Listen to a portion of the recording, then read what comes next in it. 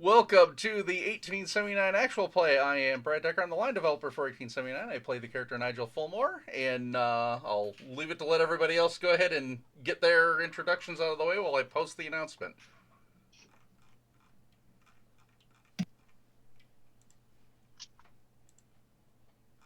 Hello, I'm Joel. I'm one of the writers for Earth Dawn and 1879. I'm playing Morgana, who is an elven aristocrat, and a bit of a hot mess. You know, there's reasons.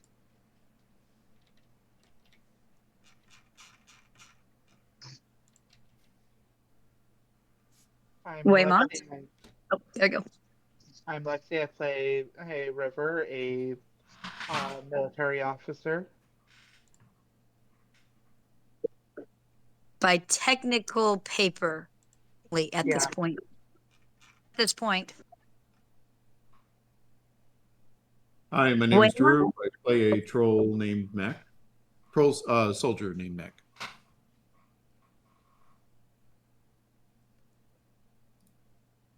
I'm Michelle and I play an elven investigator called August.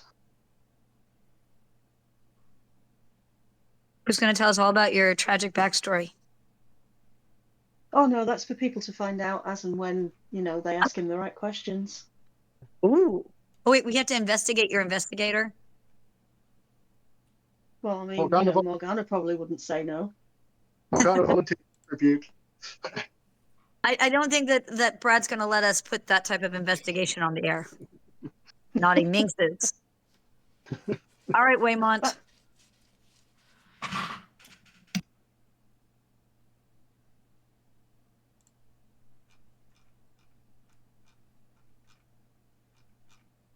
To poke him.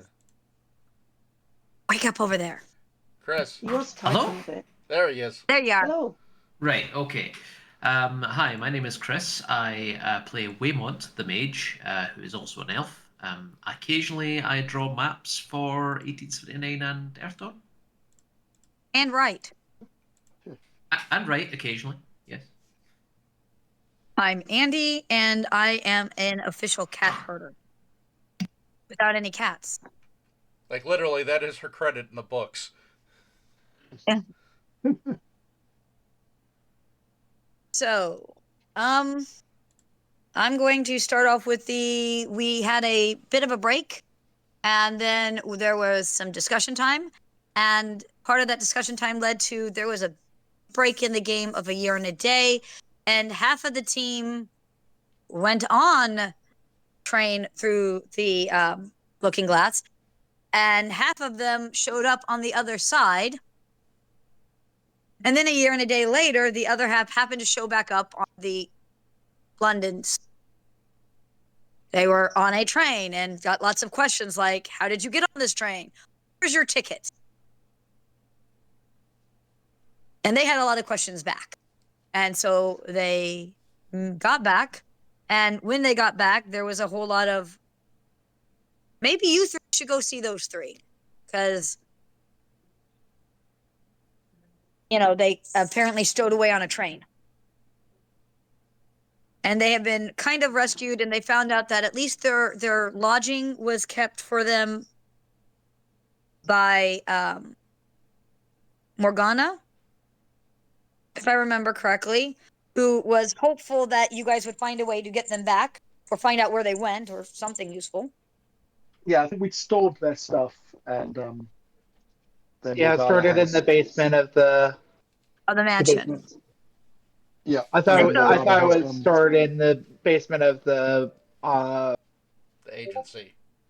yeah. Oh, the agency. Yeah. Okay, that works. Yeah. Because And then River Morgana doesn't have has, much. It's not like August has much either. Okay. And then you guys are all staying at a hotel then until you find lodging? Yeah, Morgana has covered them for a month in the hotel because she's an aristocrat and thus has way too much money. Access to money. Your brother can, stop giving you the money. Well, I was She's going to not- say your mother might. She's getting a little mad that No. you have not married any of the men that she's thrown in front of you. Brother.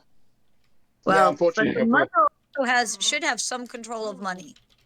Nope. even in the Victorian era.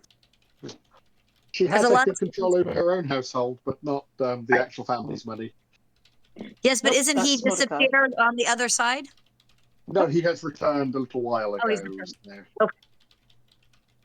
Well, either way, your mother is very your happy ass. Well, yes. Very. Pants wearing, no parasol. You're almost tan in summer, and that just won't do. You won't marry No. any of them what's in front of No, you. no. She doesn't need to worry about that. Morgana does use a parasol to keep herself interestingly pale. The fact that it's got a sword hidden in the handle is a different matter entirely. Pants wearing, and not marrying any of the men. In that last one, at least as far as the audience would know, last one, Yep. probably the closest to on point of any of the suitors she's thrown at you. Because he also has a mother who he'd like to strangle. Mhm. Nicely.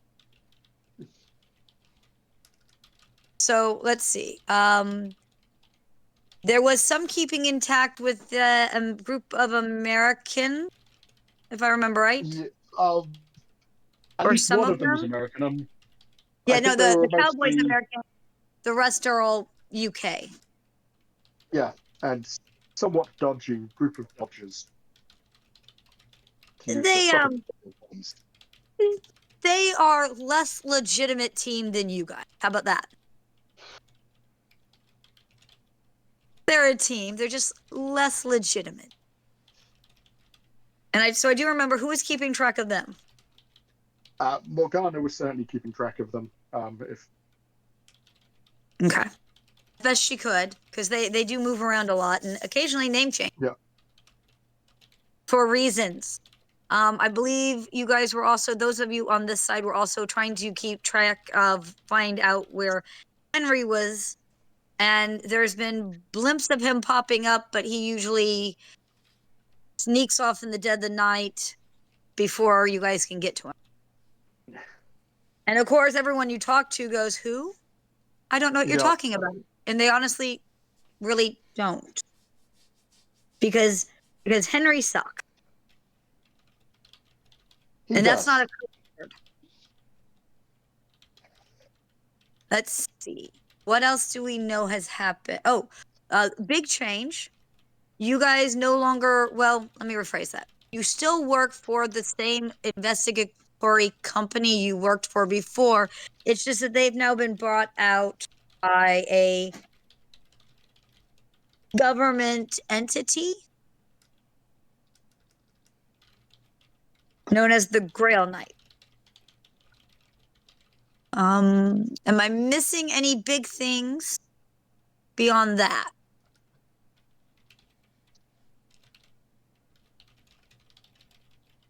Hearing none. Don't I believe don't think so. so. No. Drew, did you get my message? I did, and I am I have outlined the notes to respond. How much do you want? Do you want me to maintain in-character role play during the sessions, or do you want? Are we like player knowledge versus character knowledge is okay to handle some of that? How do you want that handled? Table.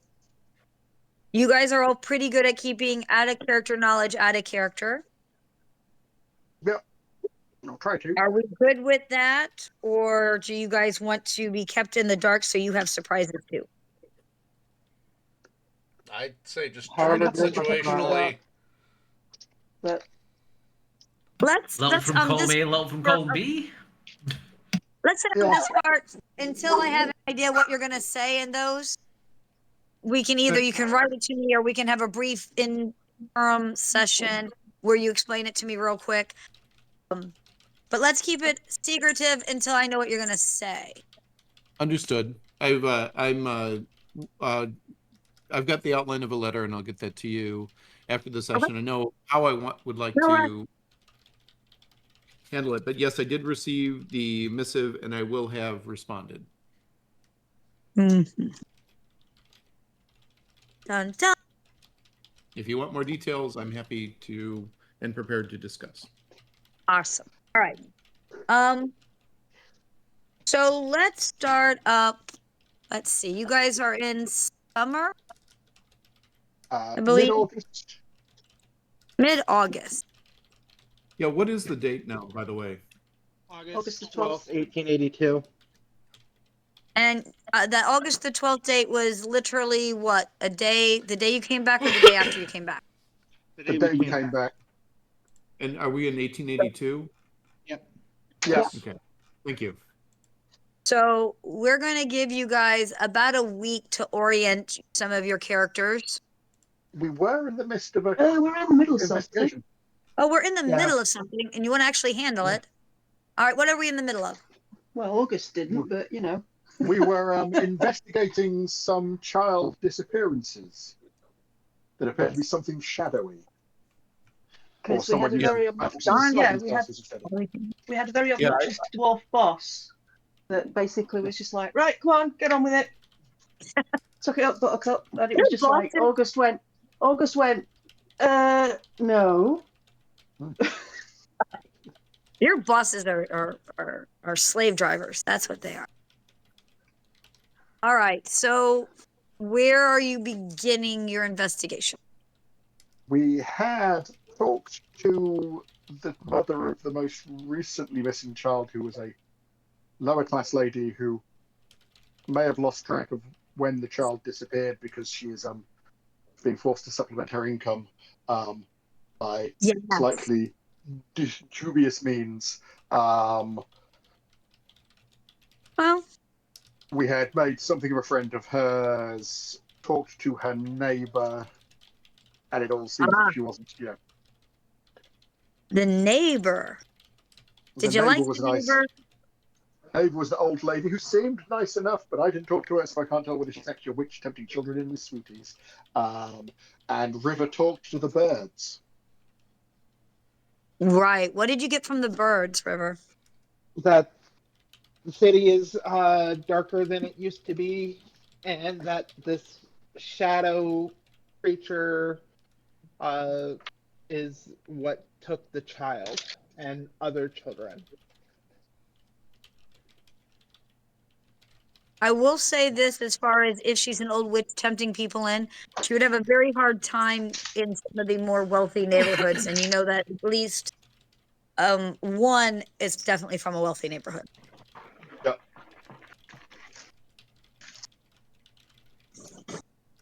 So, where would you like to go now? I believe the plan was to talk to some of the other parents of missing children. And we had gone and Morgana had gone and checked on August, and he was joining us.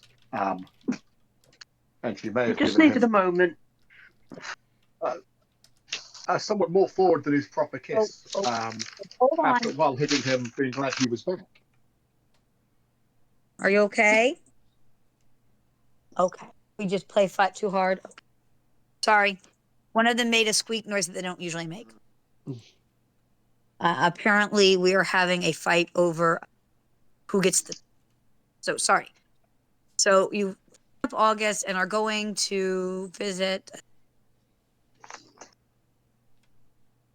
We're working down the list chronologically, but that hadn't been firmed up yet. But Seems like the sensible thing to do. it does. All right. So the next one on the list is the one from the wealthier family who has the. You guys show up to the wealthy neighborhood with its wealthy, beautiful homes. Very, gated community before gated community was a thing. And as you are. Sorry? We call them estates. We call them estates. For one family and their servants. Speaking of, I had to look up because in the US, you're an enlisted person or you're an active duty. And I was like, I don't know that they use that, let alone in Victorian era in the UK. And apparently, it's you're on full pay. especially for military in the Victorian time period. Because the big difference was whether you were on full pay or part pay, or not being paid by the government at all. But that's kind of apparently how it was denoted as far as I can find. So as you guys are heading up into the estate, there's a woman being hauled out by two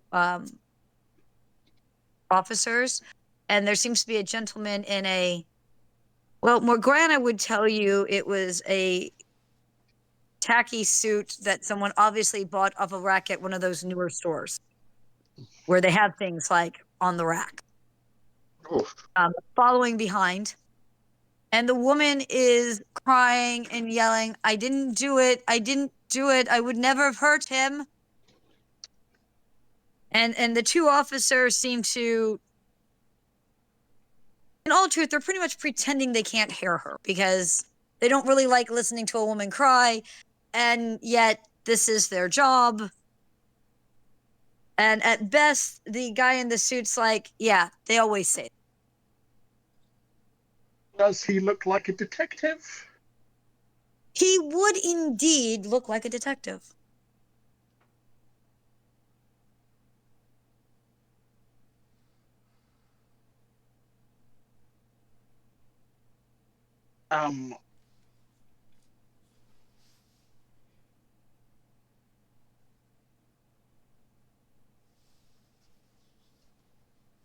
Morgana will step up. She may quietly ask Mac to do what he can to stop that lady being dragged off by those officers, but without violence, please, if at all possible. Mac will take his fist, thump his chest, say "Krahalabar," and great leap to the far side of the police officer as the huge troll lands with a thud. We're bringing Celtic language in. Oh, we're all screwed now. I don't know. I was just going to say bless you. No, see, I recognize that it's Celtic, but I'm pretty sure it's something like yes, I will, or something like that, but I'm not sure. Okay, how is the nice police officer reacting to the giant troll landing in front of him? I was indicating the two were actually dragging the lady off rather than him. I was going to go and talk to the detective. So, the detective is behind the two officers dragging the lady. And apparently, Mac, in his even bigger than a year ago form, I guess he grew up because he was very young, has now, and Great Leap, is that used in 1879 or just Serton? It's 1879. It's in the book. Yeah.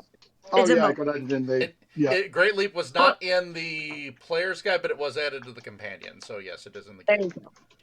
So, well, I mean, I just figured if not, I would mention that is a term from over there. Not that he can't use the term. It's a good term.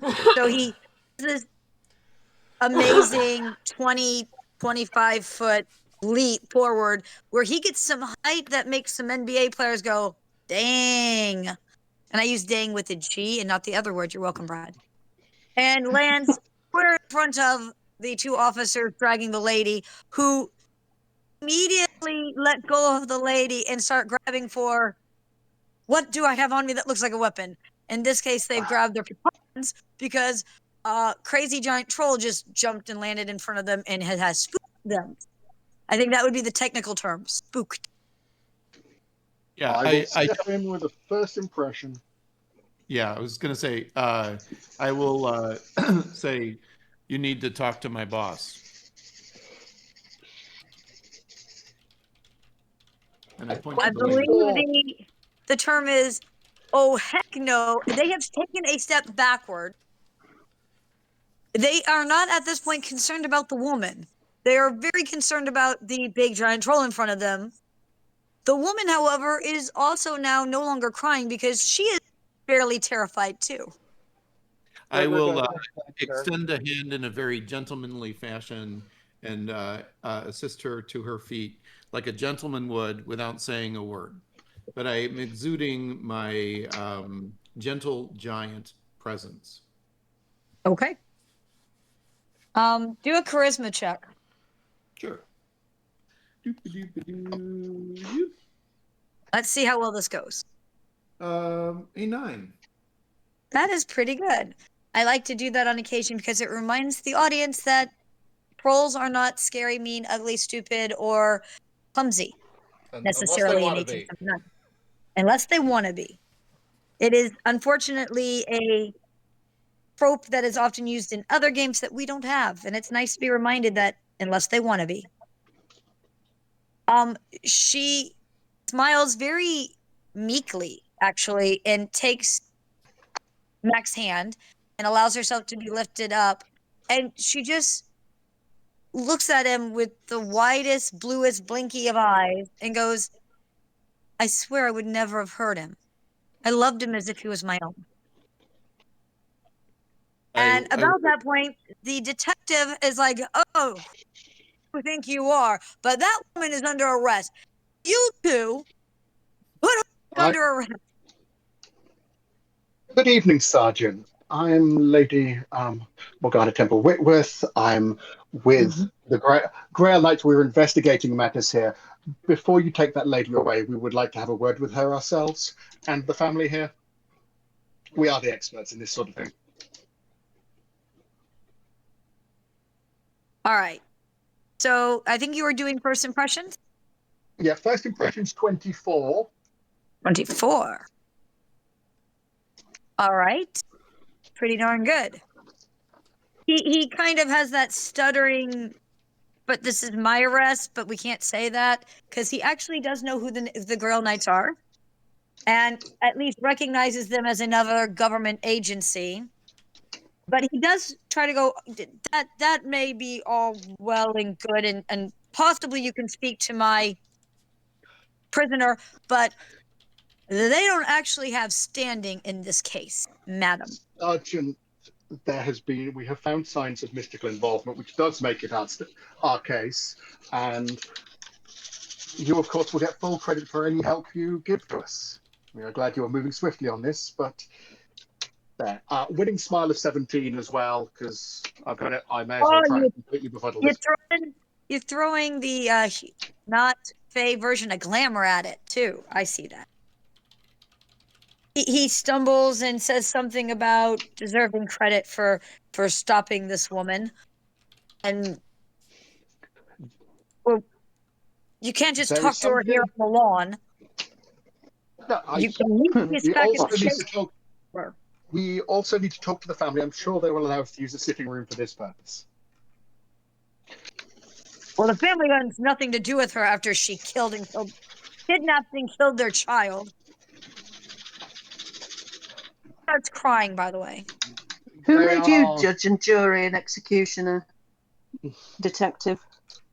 Exactly. I'm doing my job, sir. Not very well. If you send an innocent woman to the gallows, you will regret it.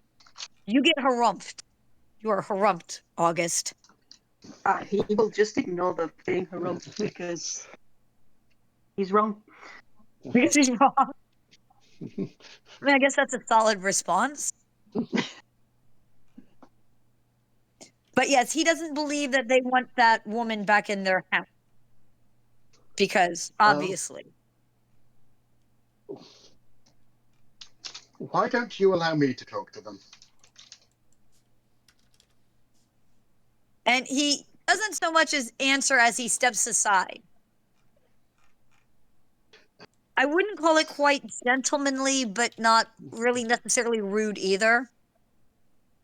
It's that fine line between keeping control of the situation as he seems to, as the highest ranking officer should be doing, and at the same time, it has no proof you're with the Grail Knights, and yet he is outnumbered and they're in control.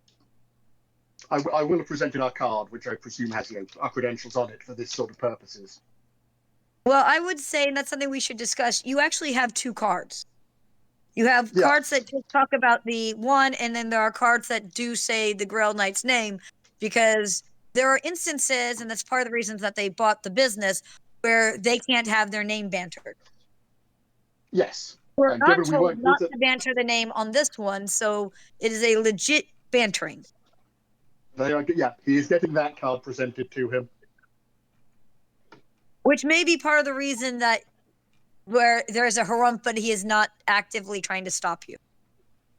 And then I will go and Again, no, as far as I understand things, police officers don't like it when the feds show up. I mean, the other aspect is, as you pointed out, he's outnumbered and outgunned.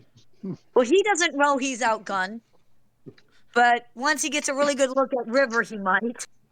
But he is definitely outnumbered. River alone outguns this unit. Just a look at Mac's Yes. arms should tell him he's outgunned. There's that. He's very much He's pretty outcompetent. sure he can't win this fight physically. Like I posted in the chat, Mac doesn't have first impression, he has fist impression. There you go. There you go. So, Morgana, you are heading in? yes, and introduce myself to the family, who I presume are somewhere nearby, watching their supposed malign servant getting taken away. I will introduce them. Not as nearby as you would think, but first off, does anybody go with Morgana so that I know where people are at? Mac would look to her. Do you want me to guard the woman, or do you want backup? I will gesture for him to stay where he is. River will go be backup. Yeah. Morgana, I will come with you if you like.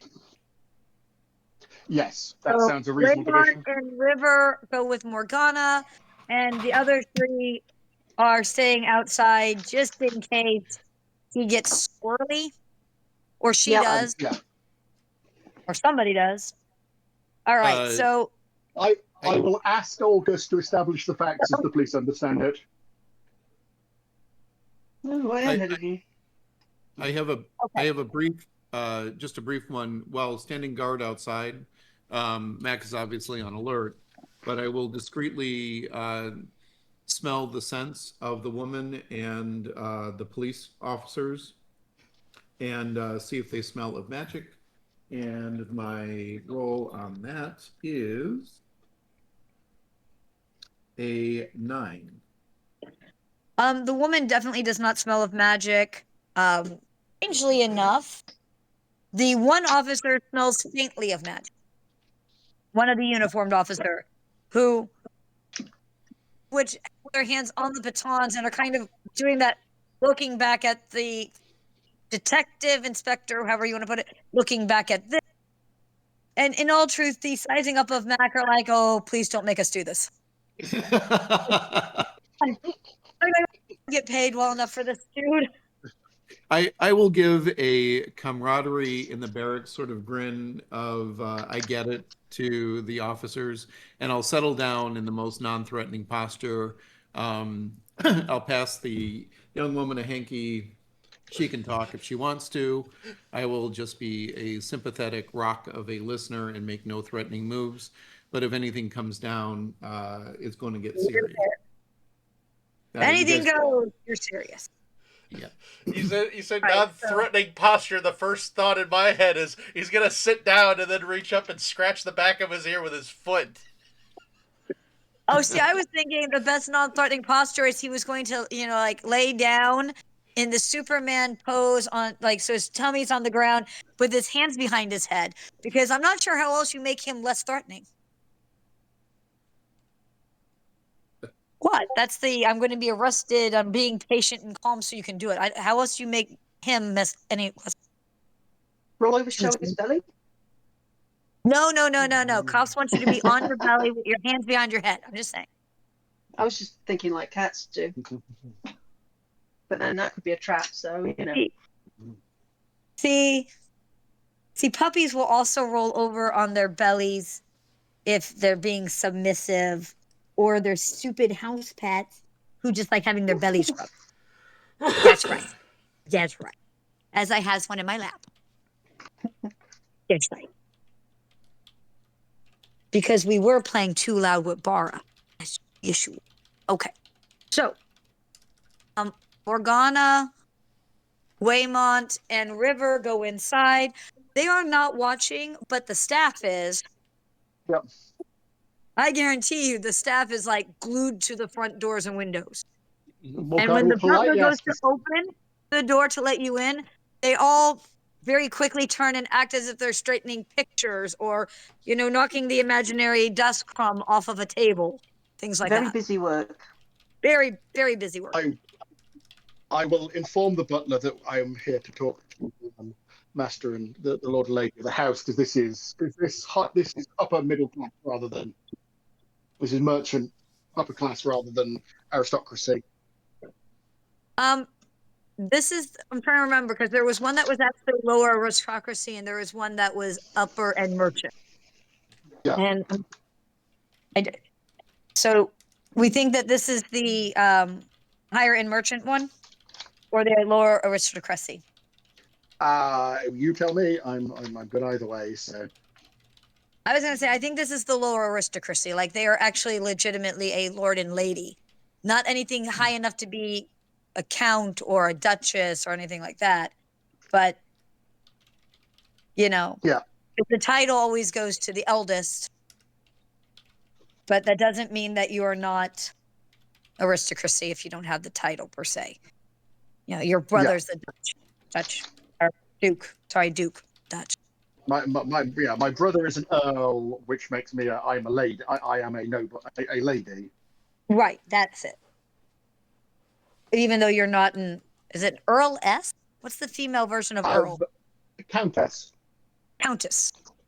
For whatever reason, in British aristocracy, we don't use the phrase count. We don't have any counts. They're all earls, and I'm not sure why that is. It's just one of them things. It's weird. Aristocracy is weird. Victorians are French. Because count is a French word. Nipple rings. Yeah. Okay, so do you hand over another card or at least flash a card? I will flash the card, introduce myself properly. I need to make a roll to see if they recognize that you are also a lady. Yeah. How infamous are you again? We're relatively because we've got.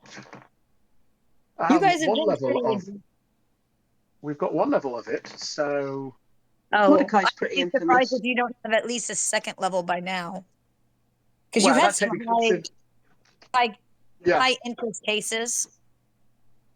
But I meant your character, Morgana herself. Morgana is relatively probably. Yes, reasonably, because her brother's pretty scandalous, so yeah, the family name will be known. With a relatively simple. Your brother's a scoundrel. That doesn't help. Yes. That doesn't help you. Lovely. He's lovely. But they will probably recognize the name. And you start to get the whole, I'm sorry, they're indisposed. And then the whole grill night part, not detective-y things, agency. You get a long, begrudging sigh. As only a true, I have been with a relatively royal-esque family for 18 generations can give you. Like, Morgana will recognize the sigh of, if I have to, but I'm totally really interested, but I can't say that out loud. Which is a very particular butler sigh. Yeah. And he basically leaves you in that opening kind of grand hall-esque type of thing while he goes into probably some sort of seating room, like a morning room, and then comes back and gets you three and brings you in. But before he opens the door, he gives you a very stern, they do not need to be upset any worse than they are. This is a very trying time for the family. They're here to prevent them being upset over more than they are upset over at the moment and solve their problem. But you will recognize that as true servant time period, proper devotion to the family. Like, you just got grandpa said you be nice. Yeah. He will be And- greeted with he will be given a proper, full respect for asking me that, because that is the right thing for him to do. I will be giving him my best assurances that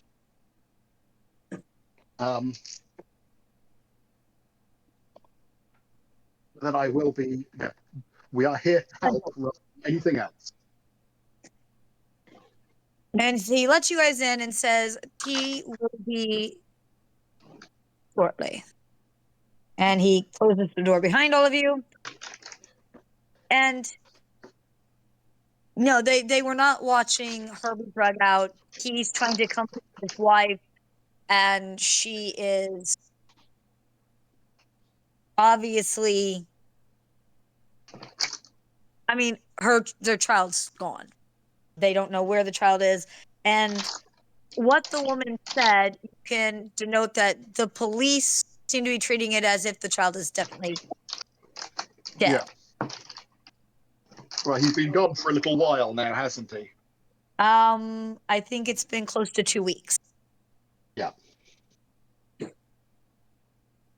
Which was part of the problem was the last one, the actual last one, because he couldn't give you a good time period. But this one, it's well noted, it would be about 10, 11 days ago. Yeah. And in all truth, in the officer's defense, that typically speaking, if they can't find it by this point, it's not a, No ransom, no. Yeah. Nothing. Well, Morgana will introduce herself, apologize for intruding, but explain that we are here investigating your son's disappearance and are here to endeavor to bring him back to you safely. They seem a little confused, and the husband says something along the lines of, but the police have, he's basically trying to say they've solved it, but it just seems to cause the wife to cry more. The police do not have all the facts in this case. We are investigating it. I will hand it over my card with the Grail Knights on it.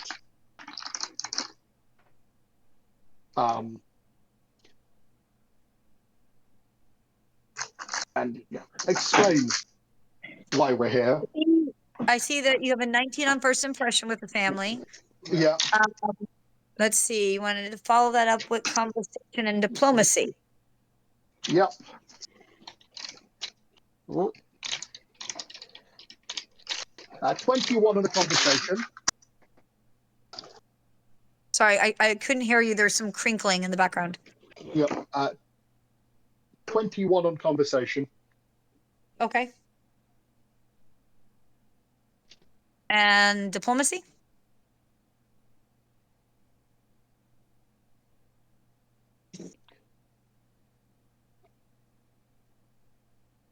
$16 on diplomacy. Okay. It seems like the gentleman, the lord of the house, is calmer, engaging a little bit more with you. The woman is just distraught, or not as easily calmed. Right. It's her son. It's probably explicable.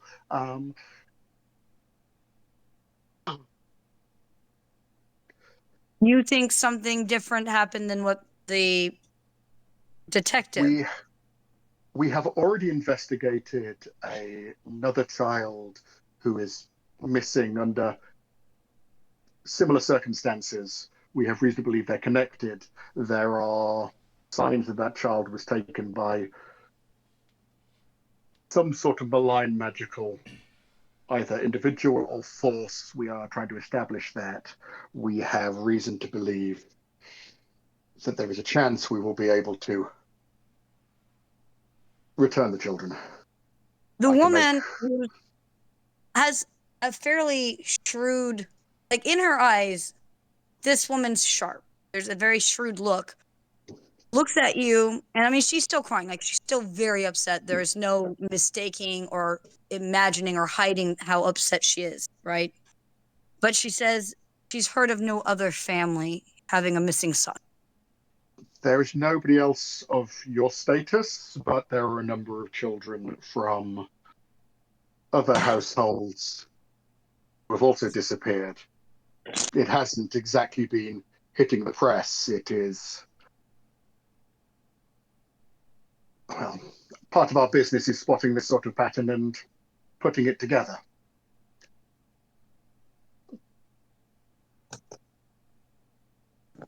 We are. And the husband kind of doesn't mean to come off like he does, but if they're not of our status, then why would you think it's comparable? Because other than your status, the details and the nature of the disappearance are remarkably similar. Crime, unfortunately, does not leave us alone. And the woman, and still very upset, but isn't crying quite as bad, looks at you and goes, does this mean my son is alive? I do not wish to give you false hope. I do not know. If he is, we will find out and we will recover him. And the others. If he isn't, we will find out, and the people who have done this, committed these crimes against him, will be punished properly. The lady outside, I presume, a nurse or governess? Governess. We have no She reason to says believe she's too old for a nurse, and the crying gets worse. I'm sorry. This is a trying time. I apologize for. It is sometimes simpler if we can draw a line under things, but it would be worse for an innocent lady to be punished for something she has not done.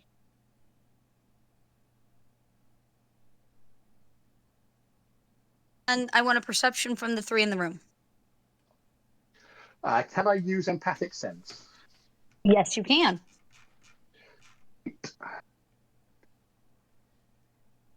Do I even have empathic sense is the question. I reckon I do. No, but you have perception. I don't know. Technically, I don't have your sheet in front of me. You might. But you do definitely have perception. That's a problem. And that's on everybody's sheet. Ooh. A 12 on empathic sense. Okay. Okay, let's see if I actually have empathic sense. I do have empathic sense. It's not all gone so... like Christmas early in August. We've all gone, that's really useful. Let's pick it up. Even if some of us are picking it up as 14. as a free skill. 14. Wow. Okay. And River. 12 for Morgana. 15.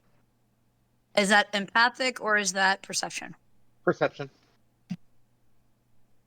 The perception, something is altered in the two of them. You can't put your finger on it, but something about their demeanor has changed a little bit. On the 12 and 14 empathic, she seems actually, you get the feeling that she actually, how about we'll go with, agrees with the idea that an innocent woman being put away is bad, shameful, not good. That's not that she feels that the woman is necessarily innocent per se, but that she connects with the idea of wrongfully putting the governess in prison, right? Whereas the man doesn't seem to be as caring about that. How about? And technically in the time period isn't necessarily an unheard of feeling for the time period.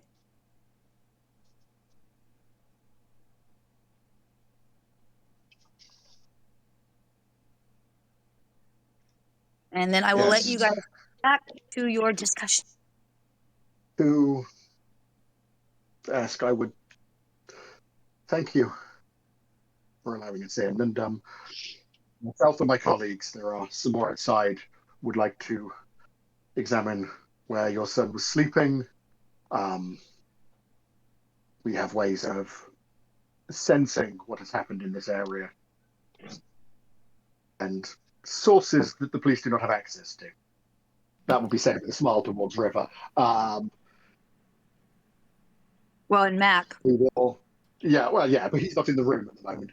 What? And I will admit our methods may seem strange, but that is the nature of things when you work for the in the sort of field we work in. Indeed. Perhaps you could show me the last place where you saw the child.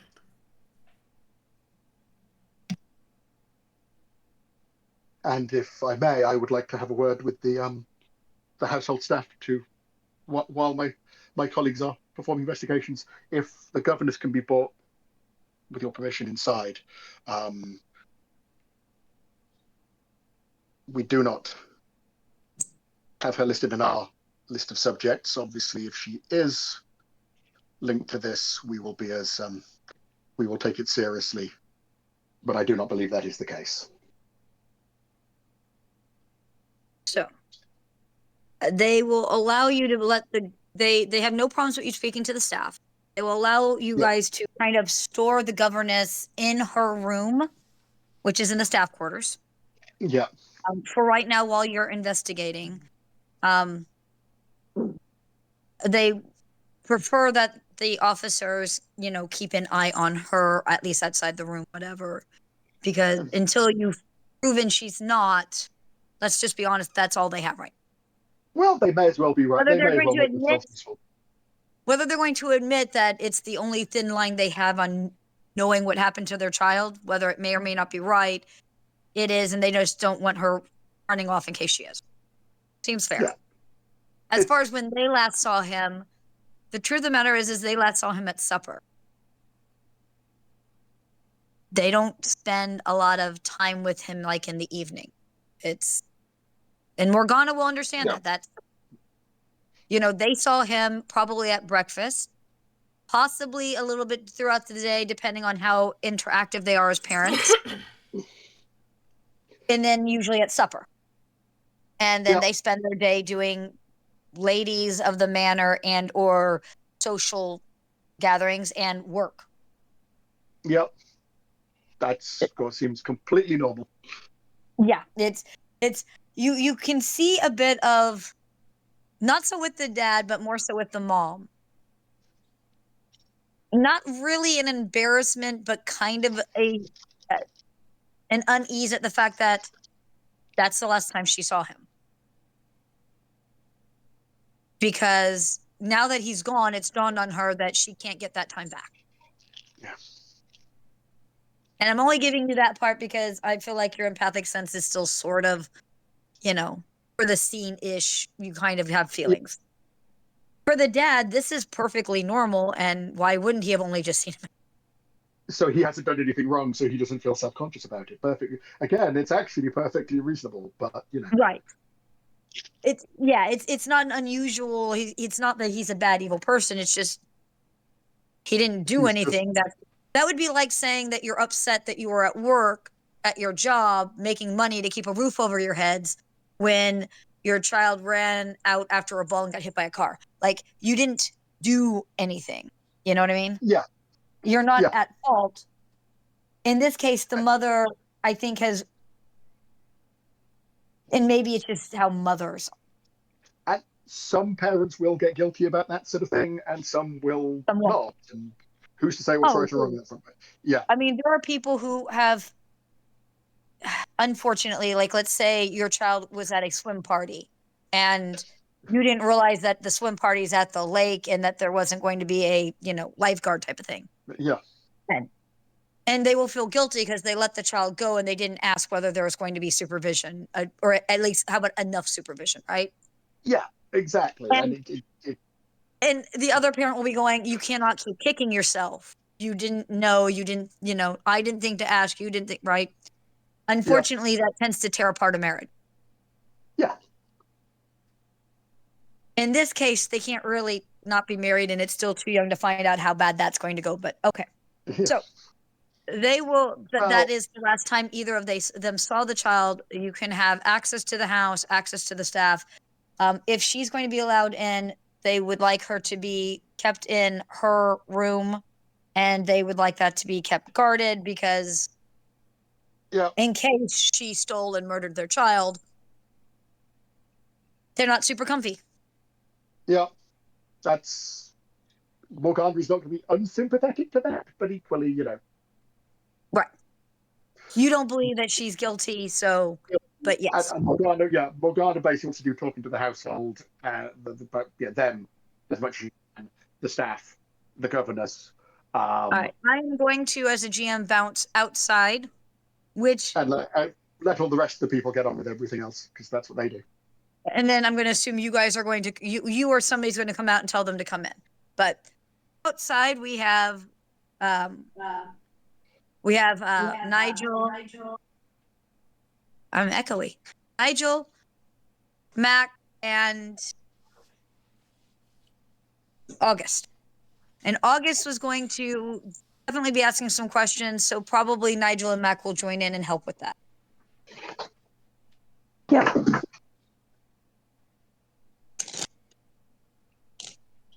You have a detective who is not August's bestest ally. You have two officers who are nervous about Mac. That just makes sense, doesn't it? It really does. And So Maeve's what do kinda you- flying under the what do you radar for think? the moment, which I think is a good thing. Well, if you want Mac to kick it off, as I'm sitting there with the gal trying to keep her calm, okay, so last, what happened? And that keyboard is very loud. It really is. Wow, because that's the That's first. not me this time. Just saying. That wasn't him. But I don't know No, whose it is. that was mine apparently. Oh. Let's try it again. Okay. Mac will say to the gal, so what happened, lass? After she comes down a bit. Make sure she feels safe first.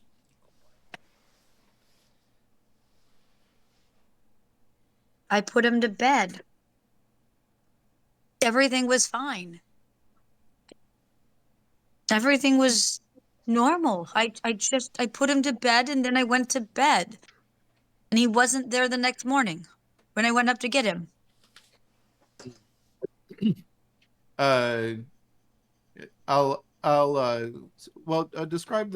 Describe the bedroom to me, if you would be so kind.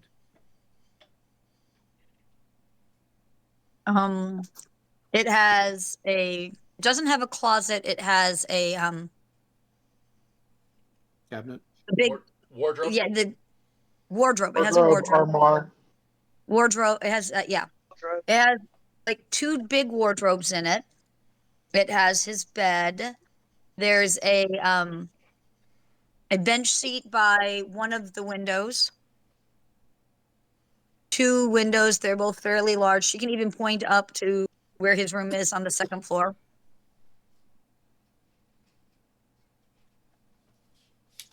There's a couple of chests that have his toys in it. Everything's in greens, which is a fairly new color for wallpaper. Oh, please tell me it's not arsenic time. It Are we in will be. arsenic? Yes, it is arsenic time. Actually, Ugh. green was not done with arsenic. In the beginning, green was done with lead. Oh, even better. Okay, cocktail. Thank you. A player comment, not character comment. Okay, good job. But it was green also was- done with arsenic. Go ahead. It was also done with arsenic because of the green dress. Mhm. Some green dresses were actually arsenic Yeah. dyes. Yes. Green is weird. It's considered a very rich color for the longest time in Victorian era because greens were hard to do, and let alone do pretty bright greens that held up. Mhm. I was just watching something about it, and lead was involved in the very early parts of it. Arsenic was also involved later to get greens. Yeah. There's a specific green that's like the beginning of the greens, and it's kind of a almost bright Kelly limey green. And I cannot for the life of me remember that, but it's the name of the guy who figured out the process to get it to work. But it's a very specific green. But it's considered very fancy, and it took a while before industrialization got it to the point that middle class families could have green. So it's a wealthy, newer green because it's his favorite color, and his mother likes to, show off how beautiful her son's room is. Because it would be very gosh to show off your bedroom, but your child's. It just denotes how much you love them that you would have such a, posh, expensive. Anybody mind if I take a look at the child's bedroom in astral space? Weymont is inside. You can absolutely do that when I jump back inside. Aye up. For the what is the governess's name? Myra. Myra. So Myra, tell me about your charge. What were his favorite things? What was most special about him? Just talk to me, and I'll listen to what she has to say. I'm trying to get a sense. I will listen to the details, but I'm trying to get a sense of the child that I could say some things back, or if we bring a favorite toy, I might be. Myra is worried about you. She wants you home, and then show the toy as proof, and have some stories or bits that I could use to hopefully get the kid out of what danger there is. So that's where I'm headed with it, and then whatever role-playing material can be fodder for that is what I'm fishing for. Okay, 1 second. Joel has corrected me. It's teal green, and it is arsenic and copper. I had it wrong. I knew that it was a thing and there was a metal, and I thought it must have mixed up with something else I was watching on Victorian Crazies. But yes, that is the green.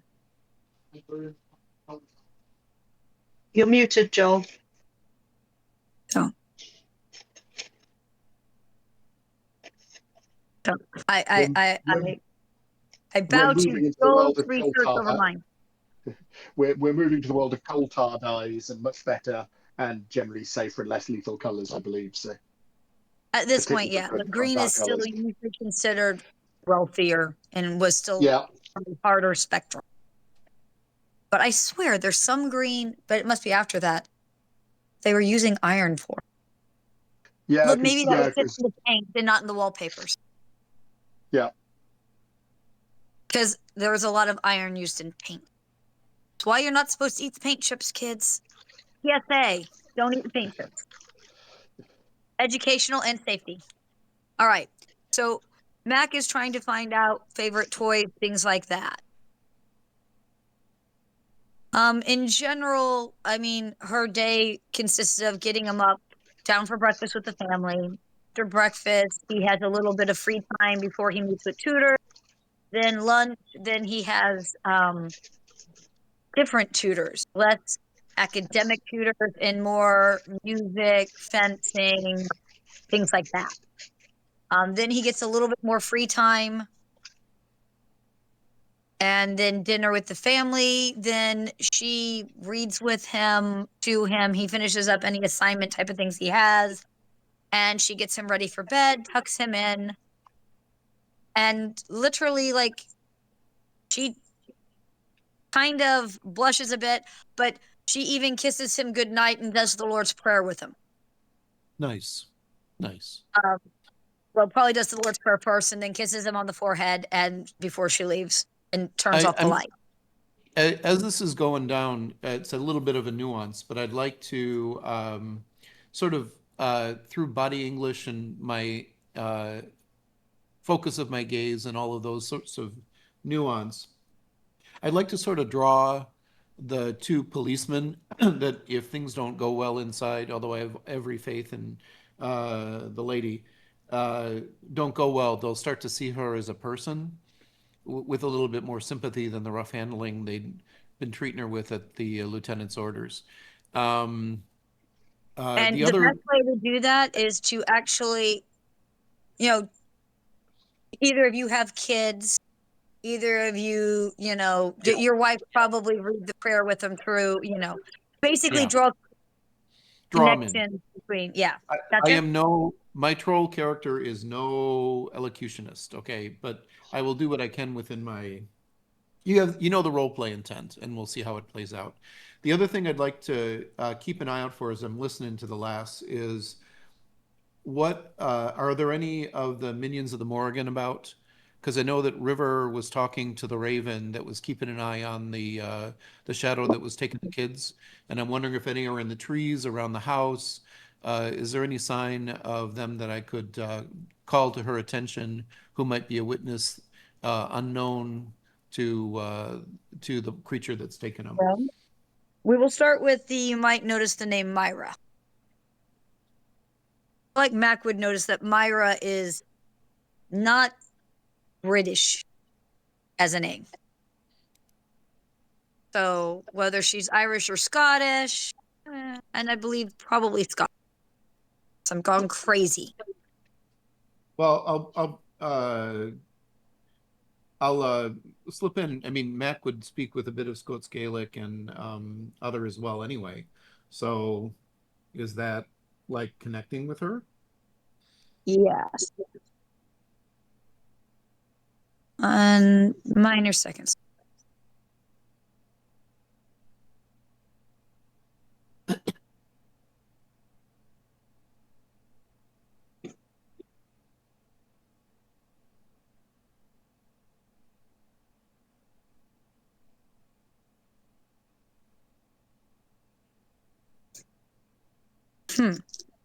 It is I'm looking up and double checking that it gained popularity in English speaking countries. Always thought it was Scottish or Irish. Well, Myra is a name. I mean, not to be out of character, but Myra as a name is myrrh from the ancient perfumed oil, and the Right. variation became Mary, and so it's like got all this biblical stuff. But it's like an old form. At least that's always been my understanding. But Yeah, anyway, I knew it goes back to because it actually goes back to classic. I mean, it's old. Jewish because of myrrh and the perfume stuff. Yeah. 3 wise men showed up with gifts. No. That's myrrh. There you go. I out of character and out of the story, I picked up a book called P is for Pterodactyl and Other Horrible or in the Worst Alphabet Book Ever. I read it on X, and I'm like, this is why I can't spell. Something curse word English. But yes, English is such a weird. All right. Something about her accent, which you've caught on that she's got it. So, and I was doing a roll to see how much she might know as far as her Scottish Fey lore. And she basically tries to, without the officers noticing, show you a talisman. It's like tucked under her dress. She kind of like pulls it out and peeks it at you. Uh-huh. And a very weird version of this is a peek show, but not that type of peek show. Yeah, I hear you. All right. Mac's a gentleman. And she tucks it back into the cleavage very quickly. And Mac will recognize that as he believes a talisman against, evil Fey. You can go ahead and roll that Fey lore that you have if you would like. I would love to do that. What else I'll also see if there's a scent of magic on the thing. While I'm doing that, outside. Oh. I love Okay, rerolls on dice. Woohoo! Oh, goodness. All right. I was going to say, Nigel and August, if you want to do a perception, August, yours is probably harder because you're concentrating on the harumph detective. But yeah, I put in case a you guys couple want of to rolls spot it. in. Put a couple of rolls in for what I was Okay. going to be doing. So I've got 10 on a first impressions for the other police officers, and 25 on a conversation once I get them talking. Brackets, hopefully. Gotcha. But that's obviously because I was going to try and find out what they know and see if I could, get some information out of them, even though their boss doesn't like me. But I will. Is it an awareness or a perception that you want in, Andy? Awareness would work basically just to see if you noticed that she has this talisman she flashed in case you guys want. In case Max roll wasn't good, I was giving you guys the opportunity to throw things in. Okay. And Nigel is trying to astrocyte the bedroom, I'm assuming window, the child's bedroom window with a 21. Now wait for your awareness, and then I will go back to hear the sad tale of Mac rolled really damn high. Darn high.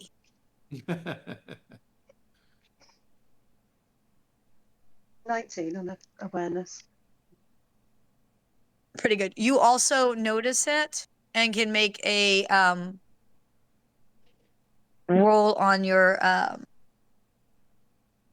Fey knowledge if you so would like. Cool. I will take that opportunity to attempt to distract the officers further so that they don't look that way as well. Okay. Duly noted. It's my Yeah, I saw you roll attempt. earlier for the win. 6 on the Fey knowledge. Okay. Mac, what was yours? Because it's high. I rolled a 17 on grand stories. Okay. So with your 6, you recognize that as a talisman having to do with Fey at least 4, but that's really about it.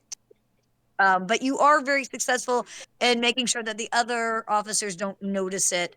So apparently you did really well at that, but couldn't think too hard on what the hell the damn thing looked like. Mac, Okay. however, it is very specifically supposed to keep bad Fae away, but supposed to invite good Fae. Which makes it interesting because usually you get one or the other. This is a more complex one where it's supposed to do both.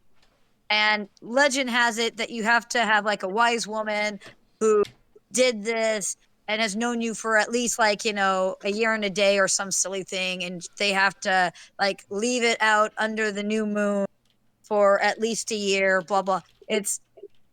There's a whole lot of rigmarole that would go into something like that. And only people who truly believe would either be willing to put up with that or to pay the money for it. Now, whether it truly works or not depends on who, because lots of people apparently lie.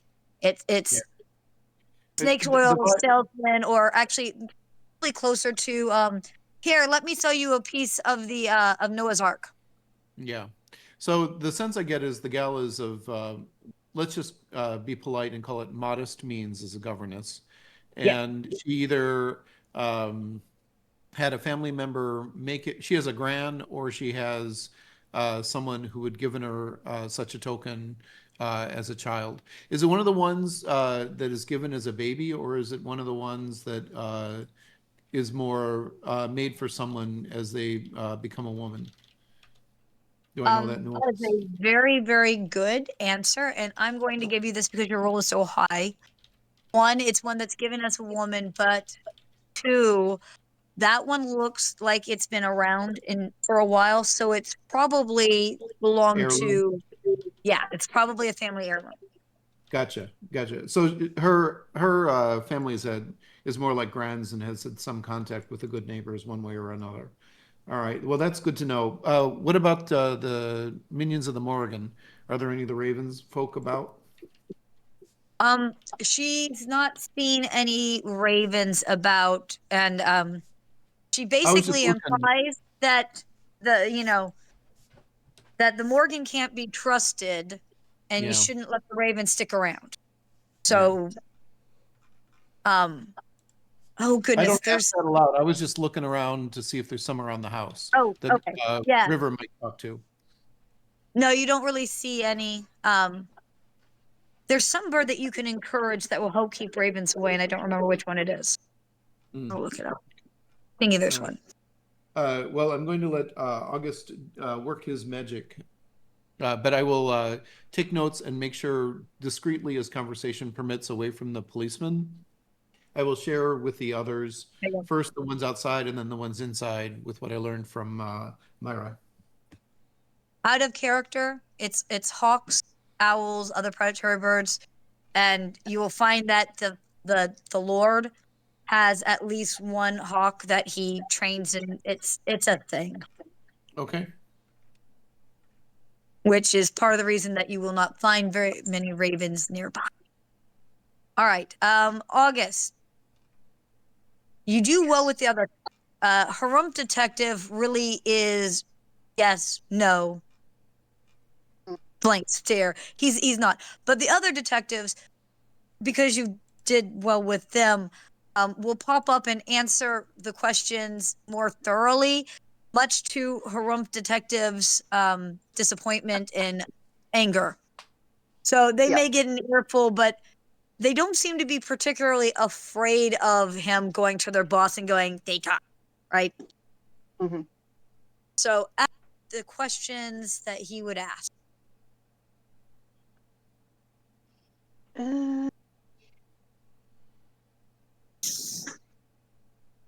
No, basically, so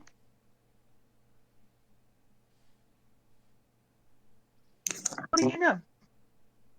Sorry, you broke up What- on me. So what do you know? Why does your inspector seem to think that the governess definitely did the deed? One of them says something along the lines of she was the last person to have contact.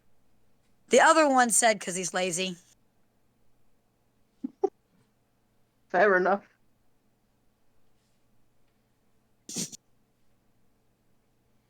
Definitely got the evil eye from the detective, just so you know. Okay, sure.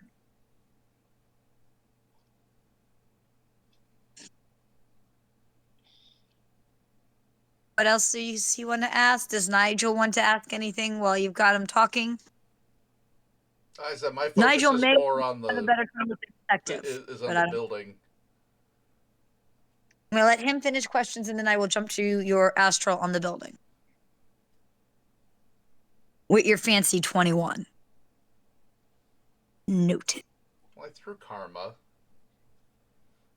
Which is a good use of karma. August, any other question? There will be, but I'm just trying to formulate them in my head because Why don't I let you formulate that, and I will jump to Nigel if you don't mind. brain's not working. Yes, absolutely, please do, and I will type them into the chat as they come to me. Okay. So, with your fancy 21 there, sir, you have trouble seeing inside, so to speak, because I mean it's up there and over.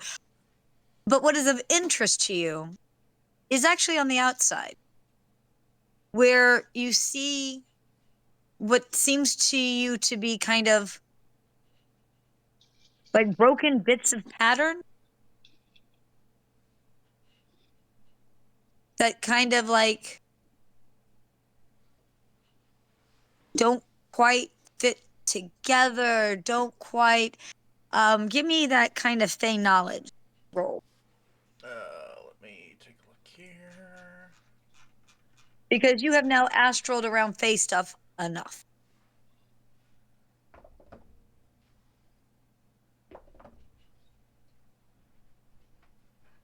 Only got a 7 on that one. We will just go with you've seen enough Fey stuff to realize that broken-esque pattern isn't unusual with Fey stuff. In the sense that it's magic, but it's not quite of this, and then the more it deteriorates, the worse that it gets seemingly jumbled. But either way, something Fey magic related. Yeah.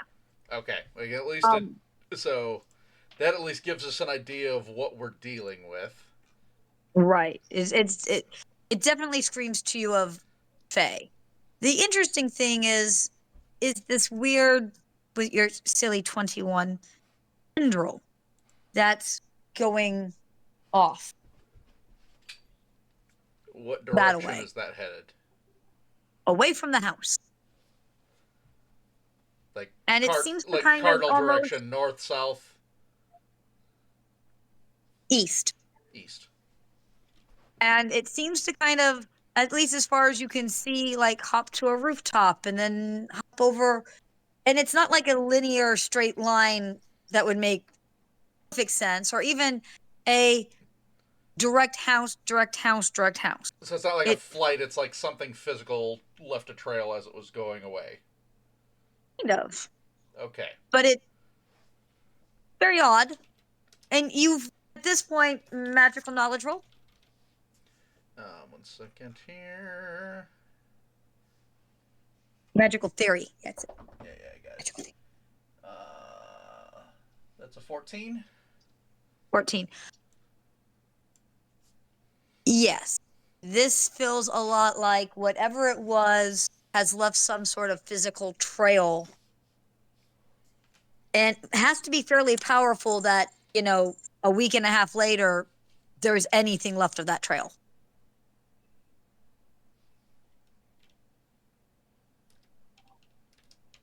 So that's odd and a little, because that denotes a high power level of some form.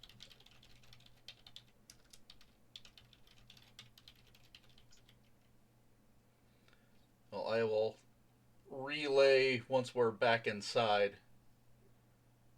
I figure probably best not to make that known in the outside, although I can say it quietly if people want to know what I'm looking at, because they will hear me giving an audible You're outside, right? Yes. Given what I know about the amulet, is that tied in with this in any way? Like the smell? I'll make an astral check. See if I can pick up what he's talking about. A 9. Okay, cool. I'm getting lucky with dice today.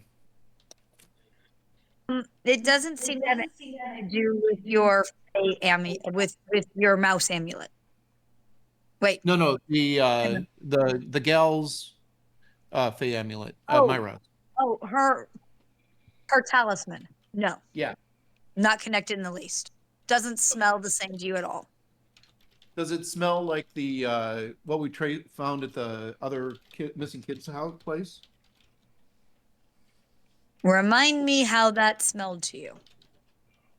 I give you a technical description of pheromones. I don't know. It's the process was Rivers, Raven Friend pointed out, talked through what they witnessed, pointed out a lot of stuff. Then we were in the room and I was sniffing around. I got some reasonable rolls, is all I recall. I don't remember. Give me a roll on that specifically. I just rolled a 9, but I can roll a special sense again. Yeah, I thought the 9 was to see if because the 9 was to see if it matched the talisman. Yeah, okay. 7. Actually, I guess it would be more of a memory thing because you already smelled it, so it's a memory thing, of a perception roll. Yeah, I rolled a 7. So 7? Yeah, that's good enough. It does remind you of that smell more. Does not remind you of the talisman.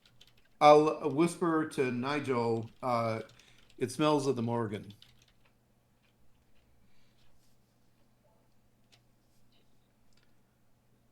Good to know. We'll relay once we're inside.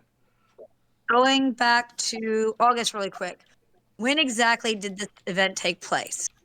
So, what you're getting from the officer that's willing to talk to officers who are willing to talk with you is sometime after the nanny tucked the child in, but before breakfast.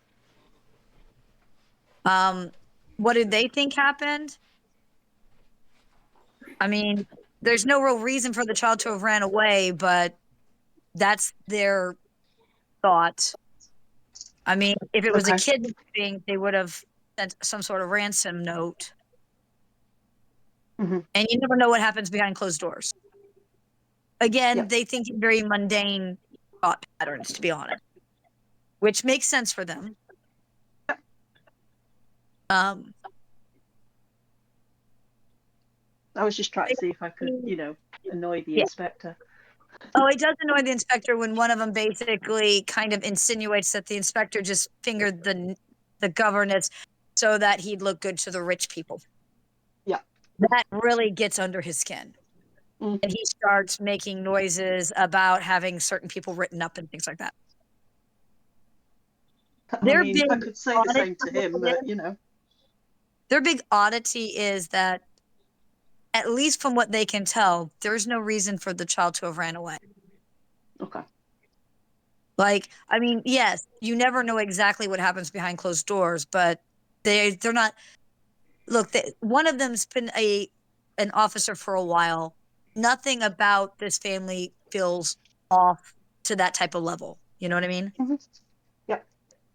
No, no servant made any, hint, wink, nudge, look at here. No, nothing. Like nothing seems. So it just feels very weird that the child would have run away. But if the child was stolen, then where's the kidnap thing? Unless it went very horribly wrong and they accidentally killed the kid and tried to stash it, which, I mean, that could have happened. But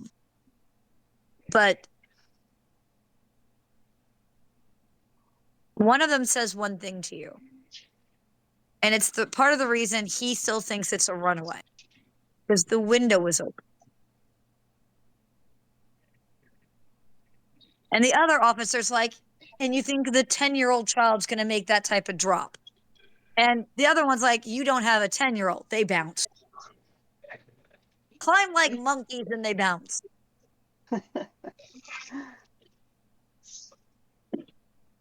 It's more like 10 feet. Were there any marks in the lawn where the kid would have landed? There could have been, and you can look. This is closer to, because these are old, high ceilings.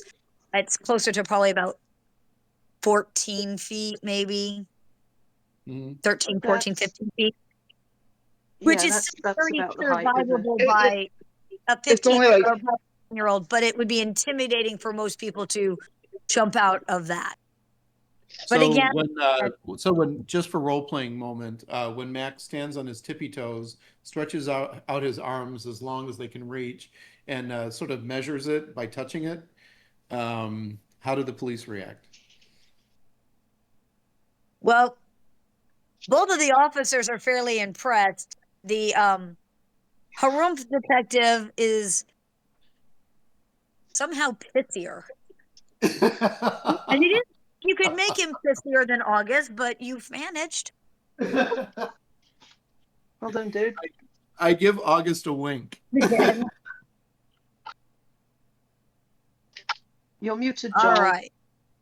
At about that point, I don't know which of the three, but somebody from the three inside the house will tell you that you guys. Who's going out to tell them? Morgana will pop out to tell them. Okay. I will let you tell. And we'll look blatant. We'll look faintly impressed that the senior officer has got pissier looking. Yeah, you left it. He was cranky to mad, and now he's just steaming, spitting. I should like to do a job properly. Gentlemen, I've smoothed matters over. Myra, if you could come inside. Inspector, the family asked for your men to keep a guard on her just while we clear up this matter for you. If you could do us that service, that would be wonderful. We have their permission to have a look around the grounds and the house and ascertain the truth of what's going on here and be proper detectives. Well, why are you trying to make him mad too? Seriously. Have you met Morgana?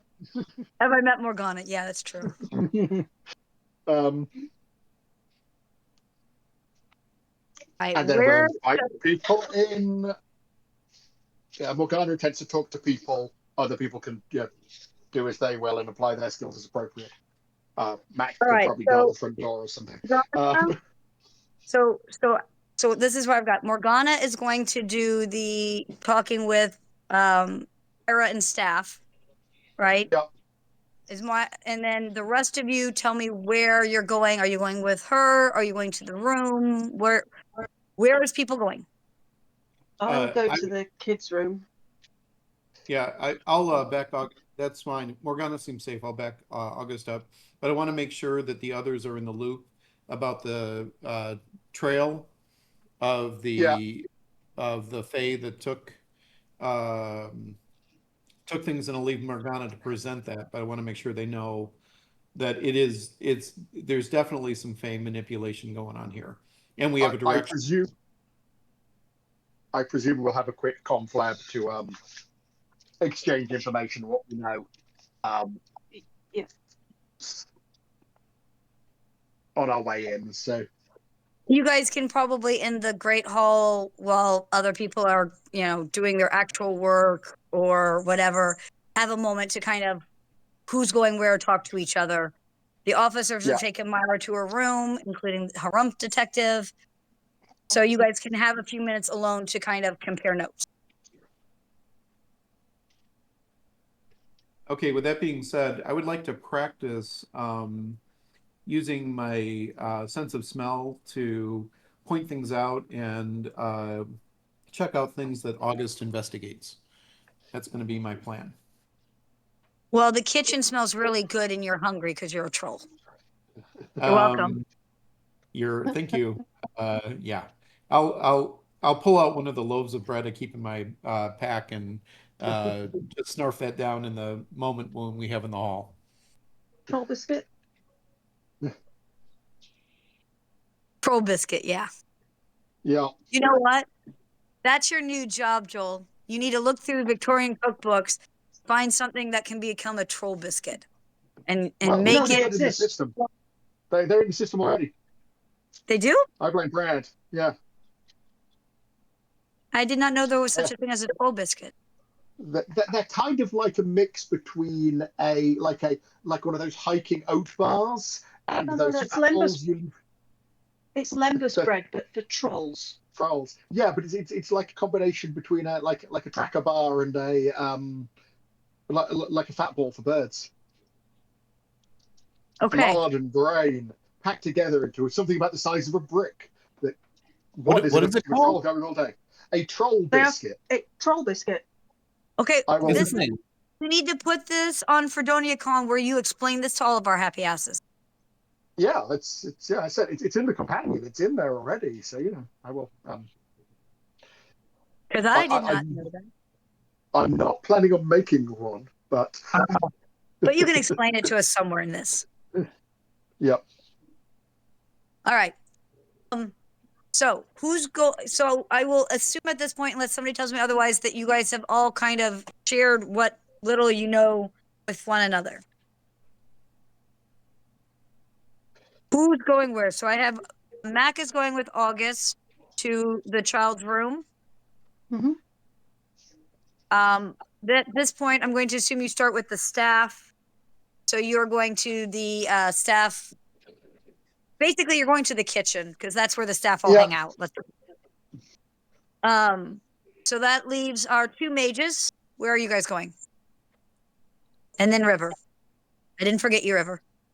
River will go outside to check for animals with having a direction to ask in.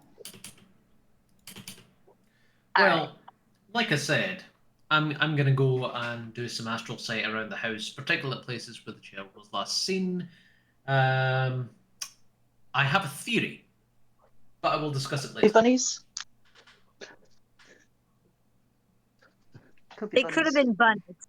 Bunnies are, obviously evil and very scary. Or so I'm told.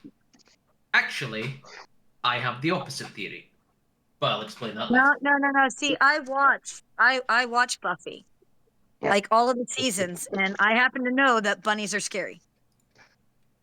Yep. Especially white bunnies. I mean, with blood red eyes, those are obvious. Even this Monty Python guy said that those are scary. There's killer ones of those, and they're obviously all white with blood red eyes. Bunnies are scary. Big pointy teeth. But all right, so sorry.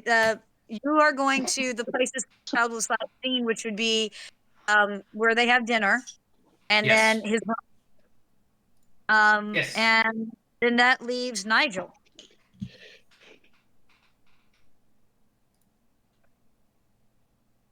Where are you going, Nigel?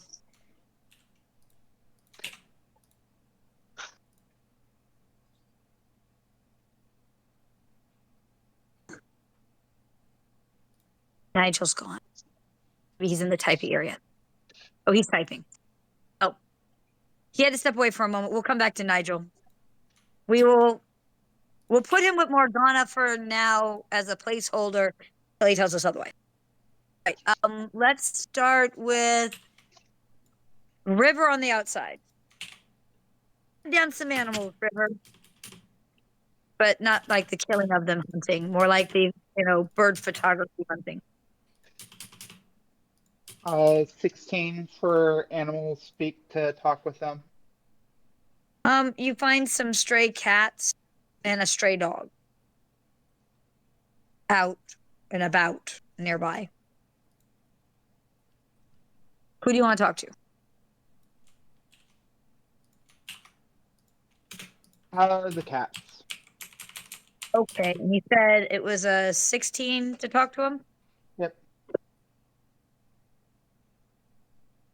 The two cats seem to be pretty close. They're both girls. How they decide to tell you that they're sisters, you didn't ask. They are slightly curious on how you can hear them and understand them. Because they tried to tell other servants things, and none of those seem to listen for, what they're worth.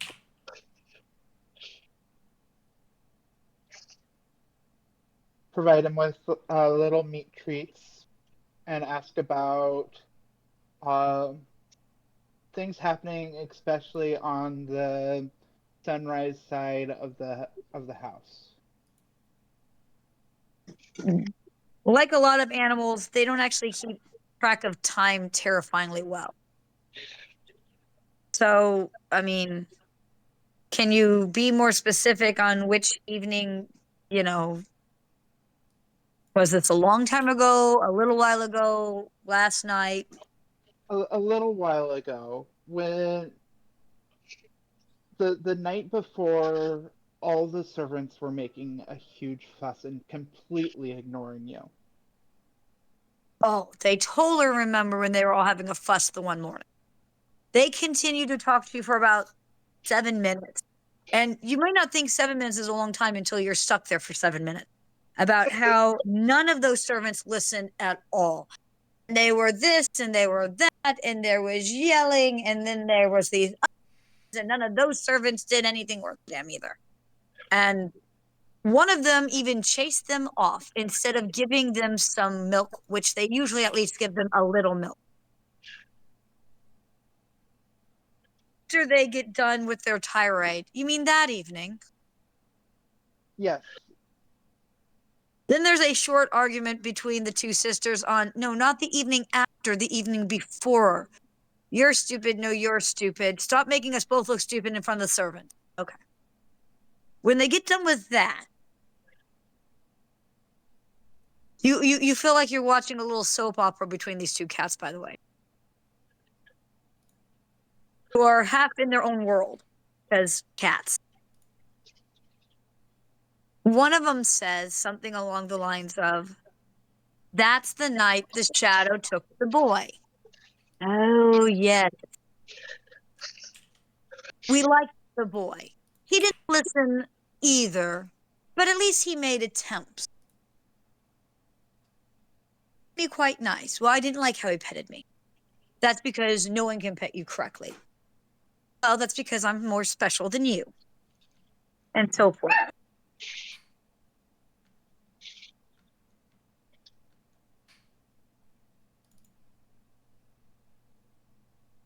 The important part of that statement is probably, that's the night the shadow took the boy. Can you describe the shadow? Back off. Very shadow. Damn. And one of the cats kind of like nudges at your shadow, obviously on the sidewalk, and is like, servants are dumb. You know what a shadow looks like. Well, there, feet, follow back, shadow. So I was asking for clarity because the ravens say that it was just a blob. This one had a form with hands and feet. And both cats, one agree. However, both of them still treat you as all human servants are. Well, all servants are not bright because they're cats. Two, ravens are also, according to them, not bright, which is not true. But they're cats. What do you want? They seem to be very assured that when they saw him with the boy go out the window, it absolutely had a servant form, hands, feet, esque, like your shadow had.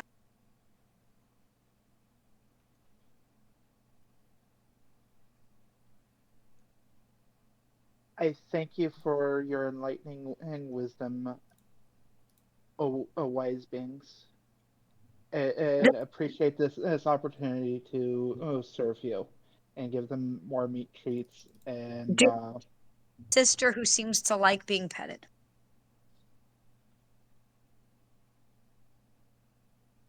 pet the cats very.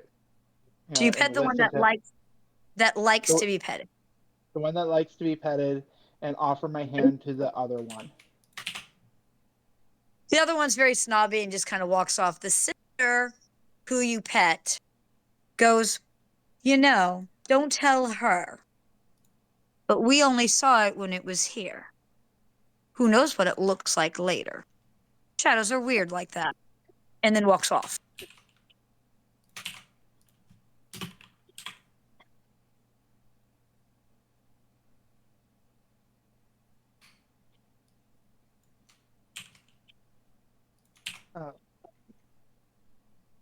All right. One second. I have a comment to the other players. I would just like to remind us as a team that something seems to be fitting into a larger pattern of expanding darkness compared to when we left on the train. So, the idea of child abduction, sacrifices, like whatever's going on with this, is there a connection to the larger picture, the larger issue? It's something strategic to keep in mind as we're looking at the tail of the elephant. And I would like to remind you that it could be Bunny. And two, Brad. So you go looking in that direction of the trail to see what you can. The trail ends after about 2-3 blocks. And it just seems to kind of start breaking up, which reminds you somewhat and feels a lot like that whole Fey magic is maybe broken, or maybe that's just how Fey magic seems to look here. Oh, you're just trying to look. Okay. Yeah, as far as you can see, it kind of bounces and goes in that direction, and I don't know with how the houses are that you'll be able to see more than a block or so.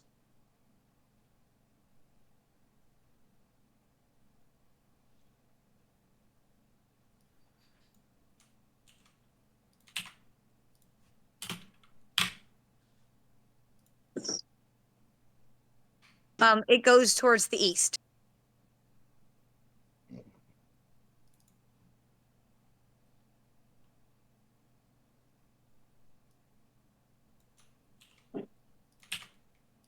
All right.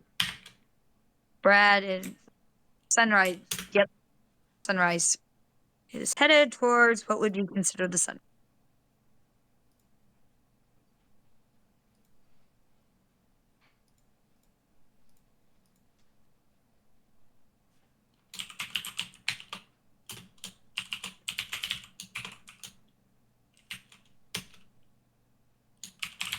Brad is typing. Then do we want to go up to the room with Weymont and August? Or do we want to, and Mac, I think Mac went with them. Or do we want to jump to Morgana and the questioning of the servant? What do you guys want to do? After Brad finishes typing.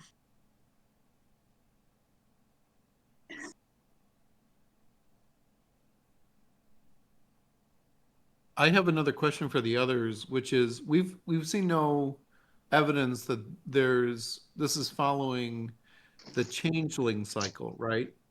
Like the Fae take a kid and then replace it with another changeling who then dies or disappears. It seems to be the actual children that go missing without the subterfuge of leaving a decoy behind. Is that your sense as well? There's been no sign of any decoys. They're just kids disappearing. Or no children, the behaviour changing beforehand or anything like that we've heard of. So this is just straight kidnapping, not replacement by the sound of it. That also makes me wonder, the same Fae that do the changeling cycle have a lot of these same techniques, but they're not following their usual pattern of leaving the decoy behind, if it's them. I just these are thoughts. I think we have no evidence over what sort of Fae it is that's doing it, or if it's just someone using Fae magic or something like that. So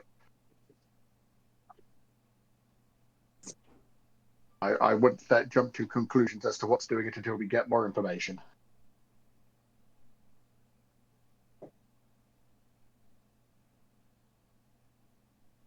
Right.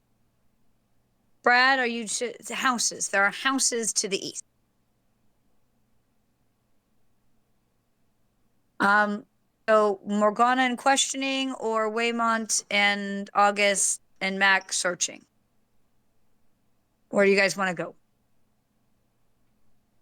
Go to the searching, because Morgana's probably just having long conversations, which will get, she's pretty much establishing timelines and details and finding out what's going on in the house as much as anything. Okay. So the dining room appears to be dining room. What do you want to do? Like I said, I'm just going to be looking at the different, locations through the lens of astral sight. Give me an astral sight roll. I will do this thing that you have just asked for. Absolutely. While you're giving me that roll, August and Mac, what are you doing? I was going to go up to the boys' room and You go to the boys' room first? yeah, see what I could figure out in there, because I don't do magic-y stuff, so I might throw a caramel in that. I can smell for magic, but not real well. All right. Well, we'll hop up to that room because you guys can basically walk by, because the astral in that room is not super exciting. What was your roll? All right. So I got that's 6 is 20, 22 on an astral sight. And your astral sight is crystal clear, and this room is very boring in the astral. The dining room, anyhow. All right, keep going. Keep going. Go up to the bedroom. Right. Yes, the dining room seems to be made out of dining room, with dining room things, and a dining room decor. The bedroom. Now that might be more interesting. I guess some sort of... I know August isn't really an investigator, but could he do some investigating type role for the child's bedroom? Well, you mean like an awareness check or something like that, you reckon? I reckon some sort of looking around type of... I don't know. What do evidence analysis? I mean, that seems weird. I mean, I got a 13 I guess that on goes awareness. of you have to have evidence to analyze. So I guess awareness would come first, right? Yeah, I got a 13 on that. Doesn't really feel out of place. Like it doesn't feel like it was taught. I mean, if it was, then somebody put everything back. It's very tidy, which kind of screams of either he was a very neat 10-year-old boy, which is not Unlikely. super likely, or he has, I don't know, a house full of servants. Uh-huh. I will pay particular attention to around the window ledge and sills and just the general window area, because the police officers said that it had been left open. It's closed at this point. It doesn't feel jimmied. There doesn't seem to be anything like that. Matter of fact, there's not even actually a lock on, which again wasn't actually that unusual for second floor windows in this time period. At No least as strange far as marks. I know, Joel corrects me. No strange don't marks in the woodwork or anything. Nope. Doesn't look like anybody pried it open.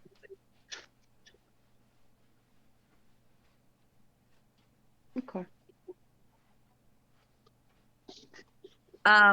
Now, Weymont, do you want to do an astral in the room? Yes, of course. Roll high. Roll high. No I mean, I trap. don't know. I don't know about that. You're asking a fair bit now. That is the GM hint at that might be worth karma. Use D8. Yes, You- I am. You put the D8s back. Don't threaten me with D8, you bastards.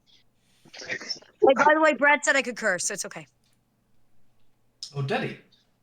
Yeah. For Yeah, you For I'm those afraid that being an are- elf, my backed karma off is on only their filtering. D6s. Well, that's nice. For Uh, those that are just joining us and haven't listened to everything else before, the D8s hate Andy. They And, do. and, like A lot. ruin everything. They ruin everything. All the things. I found a picture of the D8 you're supposed to use. It's in the chat. 25, you guys. Nice. Is that high enough? I don't know. Do I need to throw any more karma on it? Of that. No, that's pretty good. Very weird. Very It's- weird.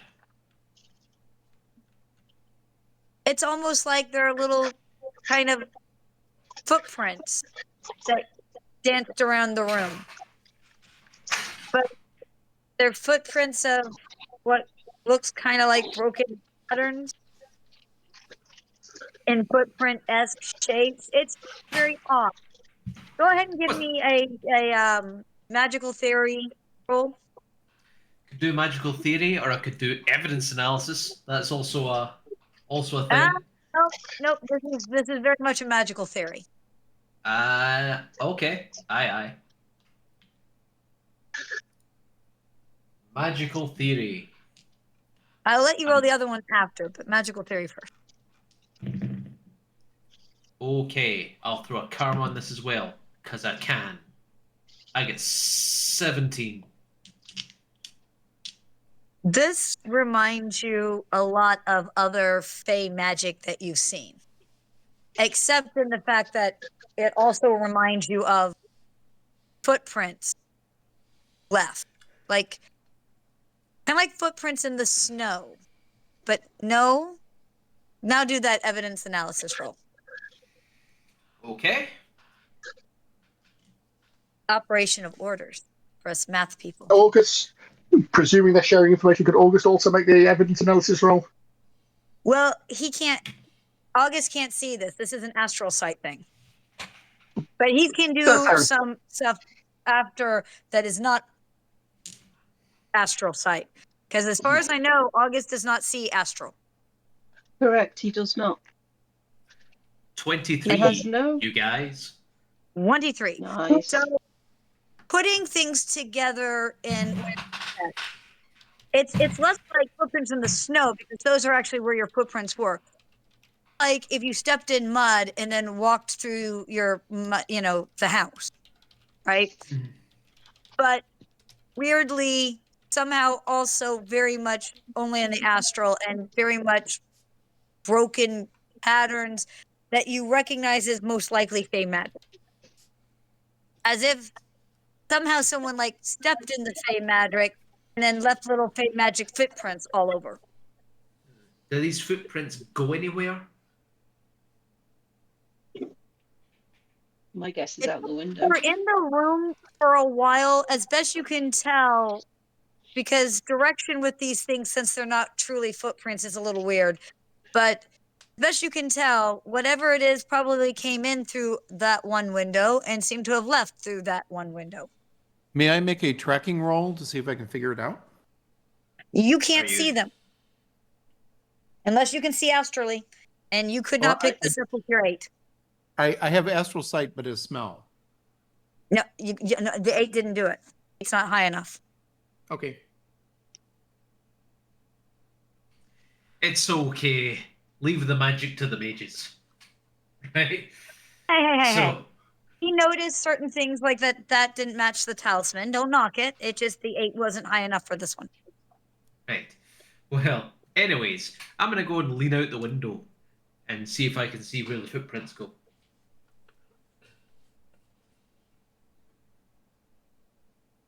If I'm down on the ground still while I see Weymont's poking his head out, I'll just yell up to him. They go east. East. What happened So- to them? If your astral was still on, but I don't know that it is. Is it still I mean, on when you go through the window? It is GM Fiat, as I understand it, to tell me how long astral sight lasts for. Do you wish that it was still on? Go that. Yes, I'll give you the yes, I do. Okay. So you will see a lot more broken pattern mess outside the window, as if whatever it was out here for some period of time. And then there's this weird, almost trail line that, much like as you can hear from Nigel hollering up at you from the ground, it goes east. And you can probably see a little bit better than Nigel could from the ground that it generally goes eastward, but it seems to bounce from rooftop to another rooftop, but not in a straight line. And it could pretty much go here to there, but it's kind of zigzaggy, but generally still goes east. Very Well, As look, if whatever yeah. it was kind of flying, bouncing from rooftop to rooftop. I have a question. What shape are these footprints? Not so much truly footprint shaped. It's more of the impression that it feels like a footprint than it is truly a footprint. Again, That's fair. astral pattern magic-y, Fae fucking with it magic-y is not so easy or linear. Nigel, you wait there. I'll be right down. All right. Weymont will head on down. All right. Weymont heads down. So then yes, that's it, Brad. It's more the idea of a footprint than truly a footprint. And I feel like you guys are now magically inclined enough to kind of get that. Explaining it to other people might be about as well as I'm doing. Okay. However, August and Mac, who are more definitely in the really real physical realm, I guess awareness to see what you see, and then you can evidence analysis what it is. I don't have evidence analysis. What am I You can do looking at? awareness and help look for things that August could and evidence analysis. Okay. It's all right. My D10s don't appear to like you as a GM today, Andy, I'm afraid. So I got a 30 Well, you on put an them in awareness dice check. share. You put them in dice share right now. And I'll say I helped with I need to go downstairs for that. Sorry, what did you say the number was, August? 30. That's what I thought. All right, and Mac, sorry, what was yours? I'm going to say I helped as I roll my 6. Oh, And I was Well- also there. and I was also there. Hey, you actually have helped. In part, you probably have helped save the poor governess. One, she wasn't drug off and then lost in the British court system, which did happen, especially when they didn't want someone to be found.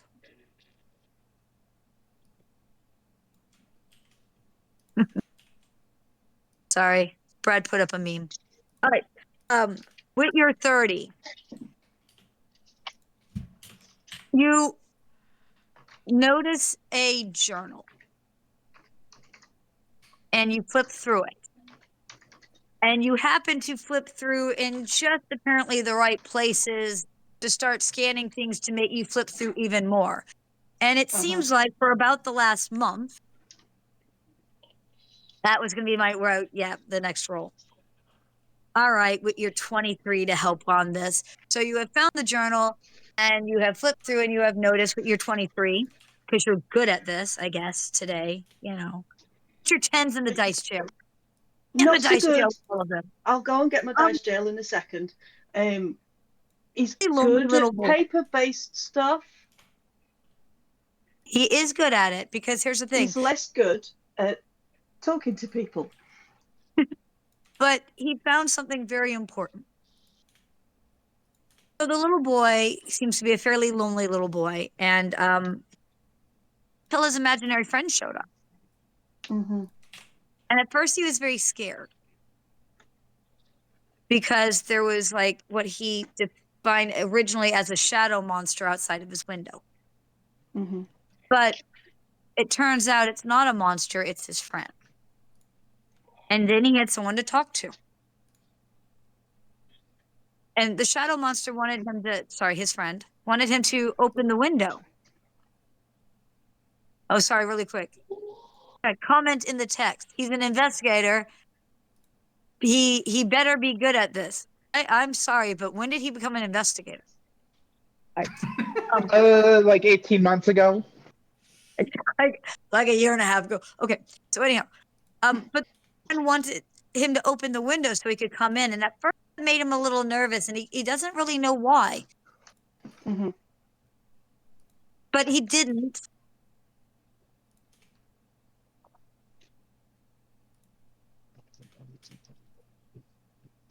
And then there really aren't, so the what you can tell is said shadow monster / friend showed up about a month ago, which is about 2.5, 3 weeks before he disappeared. And after he apparently showed up pretty much like every night, like clockwork at the first week. Until the little boy started to not see him as a monster, but see him as a friend. Then he showed up every few nights, sometimes 2, 3, 4, never more than about 4. And continued to apparently, quote, be his friend. Mm-hmm. Then he wanted to be let in.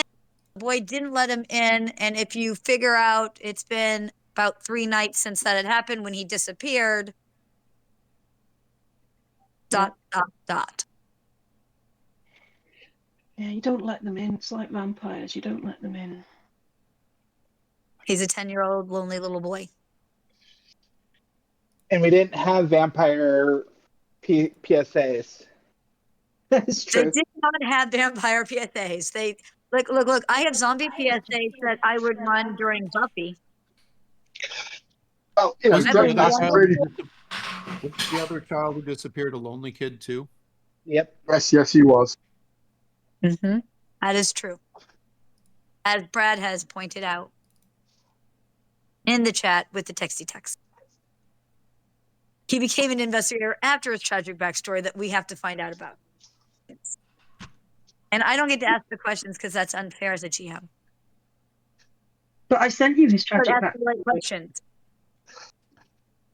No, I sent you his tragic backstory. You did? How did you send it to me? did. I didn't see it. It's a DM. Oh. With Joel. I missed it. Oh, well, I'm going back and reading that. Not right There's a now. couple of That's things in wrong. there. Do not do that right this second. I missed. Because I thought I'd been keeping up on the DM pretty well. And apparently I have not. I'm honest to Sorry, goodness. I'm I'm just reading Drew's comment. Hold on. I honestly am not seeing that. it. Like, it's not here. Oh. Hold on. Nope, that's not you. I'm dead serious. It's not It's in here. the game chat. Joel's just posted in it Oh, Joel. in DM. Yeah, it's a DM between myself and you and Joel. Oh, that's probably okay. Well, that's there. Well, now I see it. That is so weird. You got it? Yeah, but it didn't in the list until now, or somehow it got. I don't know. I will not read it right now because that's naughty GM not paying attention to what's going on in the game. That's okay. We will go back to in the game where you and your stupid D10 ruined it for everything. Oh yeah, It's kind of like you and that dog. You darn kids and your darn dog. I'll get my dice jail. However,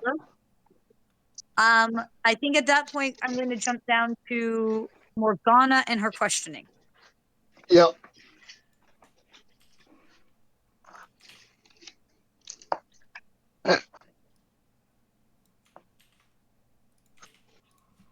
You have a cook. You have about 3 maids. One of the maids actually acts as like part server, part ladies' maid. You have the butler and you have a footman who is also kind of double dutying the as a footman, he helps lay out the guy's clothing and stuff like that, but he also drives like their steam carriage. Does coachman and valet basically combined. That's Which would tell Lana that they're definitely on the lower end of aristocracy because some of them do double duty, but not uncommon for lower rich people, I guess. yeah. I suspect Morgana and her brother keep a similar household just because actually they don't need a lot of people in the household. I mean, if you think about it, you might need someone to help you get dressed and undressed, but then what else do they do all day? Yeah. A maid of all works, I think, is one of the terms, which is, who does a bit of everything. Yes. So, basically Morgana's going to be just asking them general conversation, checking about oddities, time when it happened, anything odd happening in the days before it, that sort of thing. So generally, nothing unusual as far as they know. All of them believe that Myra was a good governess. None of them really seem to truly believe, like, when the detective in them said she totally did it and hauled her out, they were, kind of in the flabbergasted, but you don't question that, right? Yeah. But before she had been drug out, they would have all told you that there's no way. She really did love him as if one of them will actually say something and they're like, the cook's like, I probably shouldn't say this because it's not my story to tell. It's not my secret. But she basically tells you that Myra can't have children. She was told by a doctor she couldn't have children. And that Myra had been asked to get married, but if she was married, she probably wouldn't get a position as a governess. And she didn't feel like she was educated well enough to become a school teacher. So this was as close to having a child as Myra was ever going to have. And it was so important to her that she gave up marriage for it. And there was comments about you could have adopted, things like that. But at the time, Myra was a bit younger. She now feels like she's too old, which, by the way, too old is she's 26. Time period. Yeah. She was maybe 16. And the truth of the matter is again, at least probably Morgana realizes it, even if none of them do. How good was this doctor and what did the doctor bait such a thing? Because there are lots of people who get told they're never going to have children who do. But she was probably 15, 16 when she got told this and made choices based on what may or may not have been good intel. Right? Yep. And then, like I said, has then proceeded to, at this point, is no, well, who's going to want her? She's an old maid now. So, but the cook firmly believes that for Myra, this is having a child. Yeah. You know, her last one aged out of needing a governess, and then she got this position, and she still keeps in touch with the other quote child. It's a girl who's married now, and Myra seems to think that when she has children, that there's a chance that she'll governess for the first child children. Yeah, which is something Like that she happens. does, and she was very close, and would feel kind of like, for Myra, at least according to the cook, like a grandmotherly position job type of thing. Yeah. Like, of course, nobody else knew any of this, but she's like, look, if it saves the girl. But so the cook feels somewhat bad in, you know, telling tales outside of hers to tell, but Morgana that will someone assure bothered her. to ask, like that detective. Morgana will assure her that she will just take it on point and assure her that her associates there now that she has a good character witness that is covering her and reasons for that are compelling reasons to suggest that she is not involved in this in any way malignly. I just figured that Morgana would get a kick out of since someone bothered to ask her. Yes, yeah. So Mac will ask Morgana, is there something we need to do to protect the Myra's reputation? And Wait. Before Mac asks her stuff, can she finish questioning everybody? We're not quite done. Yeah. Sorry. Apologies. All right. I want to make sure that you have no other questions, and then I want a probably conversation roll to see if you catch anything else that maybe your character does that you do not. Nothing specifically coming to mind other than just establishing timelines and making sure we can go if there was anything odd happening in the area, odd sightings in the grounds, that sort of thing. On Cool. evenings beforehand. Conversation roll. Yep.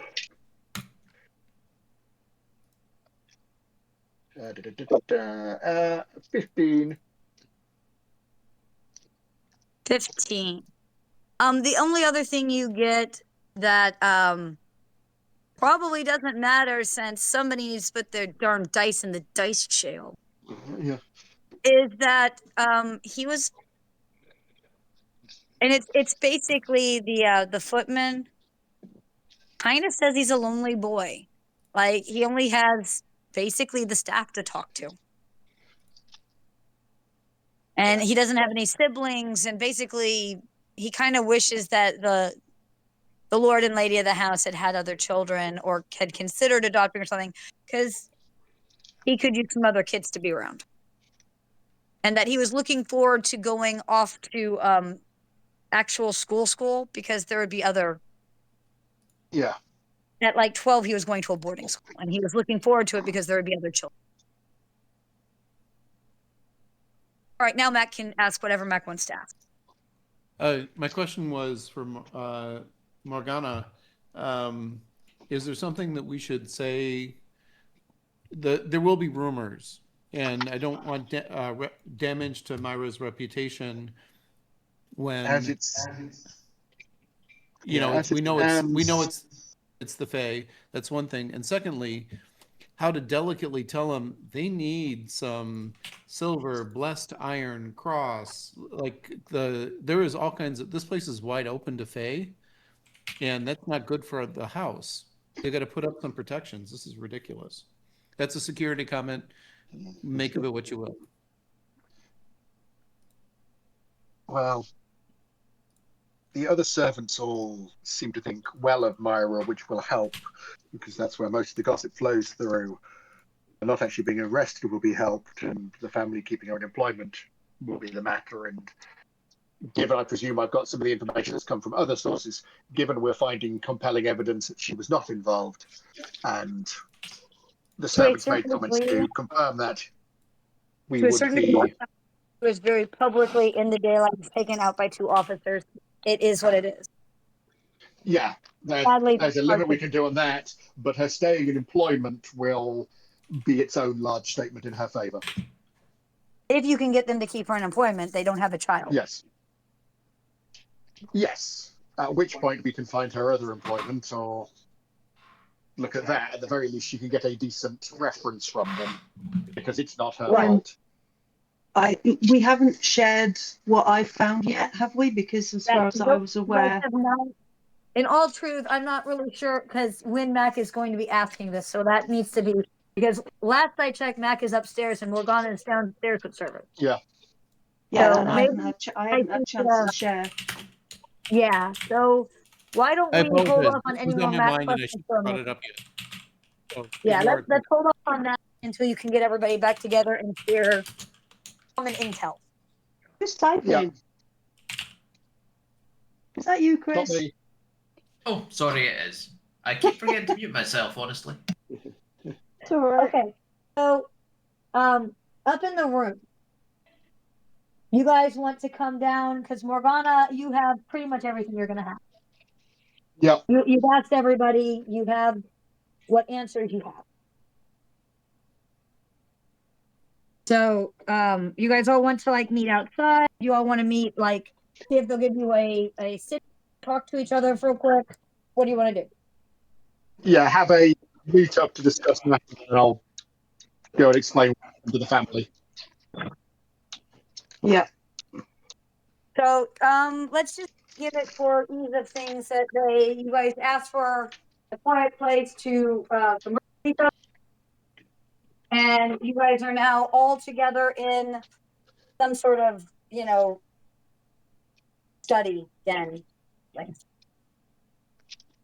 I will have quietly taken the boy's journal so that I can actually show it to my colleagues.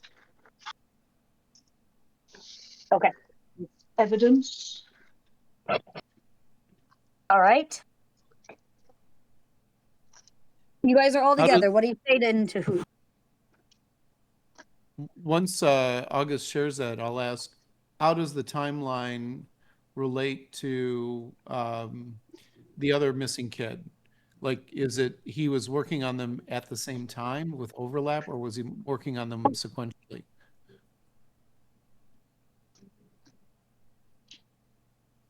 Indeterminate time periods and get reasonable gaps between them. So I think we may be dealing with he's working on one at a time. Can I interject as GM? Yeah. You don't really have a timeline on boy. No. She doesn't know when when he actually left. So, unfortunately, he's not much help as far as timelines. Yeah. Basically, August will draw people's attentions to specific passages in the book of when he was feeling particularly lonely, and certainly in the lead up to his disappearance, so that they can read them for themselves. Yeah. You get a very clear picture of a child who doesn't get any real interaction with other children, or very little. The parents might know each other and you might go to a birthday party, but most of these are handled by governesses and things like that. So it's not even like the moms hang out together, so you hang out when they do. You're just not really involved in any of that, so to speak.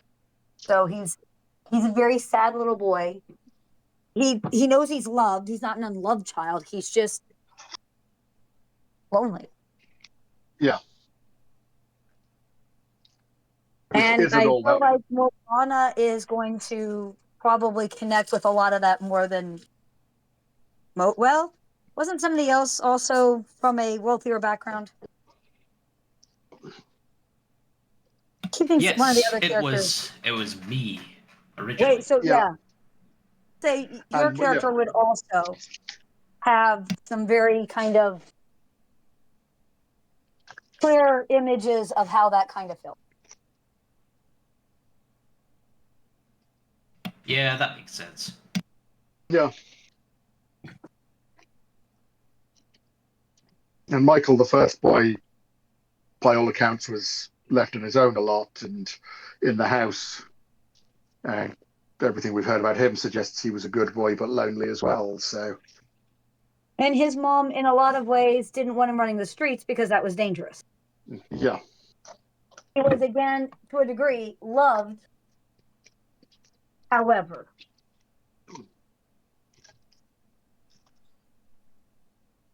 Dr. Spock in child psychology hadn't really come out yet. Yeah.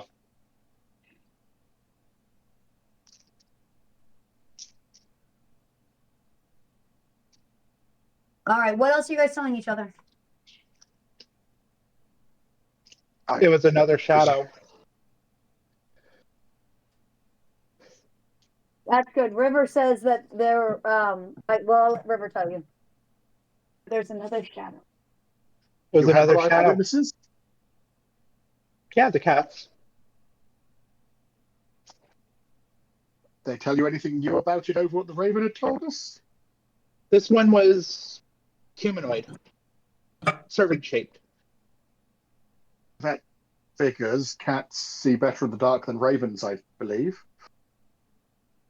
I mean, it was, as one of the cats pointed out, they only saw it while it was here at the manor. So it very well could be taking the shape that the boy imagined. If possibly. Or it could be someone using some sort of fey magic to conceal themselves and increase their maneuverability.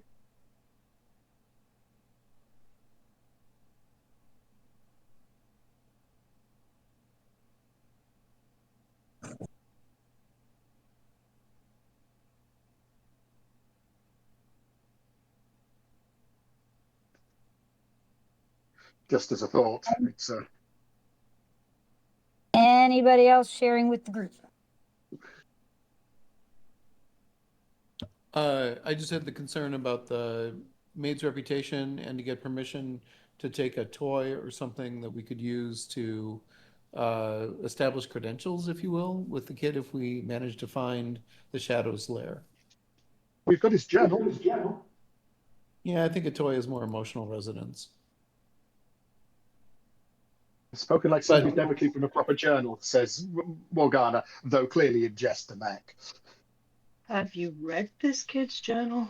Yeah. He's a very lonely little boy. There's a lot of emotion in here. Though a toy may be as good, because that would probably comfort him more than knowing we've read his journal. Well, Both true. both Nigel and I saw the astral equivalent of footprints heading east, dancing across the rooftops. Is that literal or are you being poetic? Just checking, because there are fae involved. Literal. As in, there were these footprints, and he will do the quotation marks with his hands, going over the rooftops.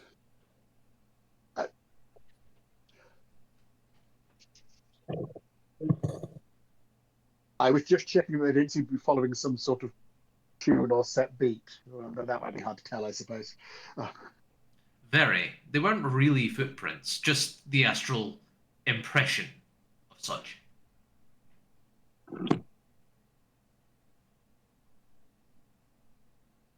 That's useful, I think. Brad has a comment question, I guess. And they see in the dark better, but can they see the darkness itself better is the question. Valid. And then wanted to know if Mac wanted to give the book a sniff. And the book does not smell of astral. I'll just remember, for whatever it's worth, while I was in the room, I would try to pick up the kid's scent, so I might recognize it later. That's fair. And the book definitely smells. Yeah. Not sure that helps any, but it is very much that boy's book.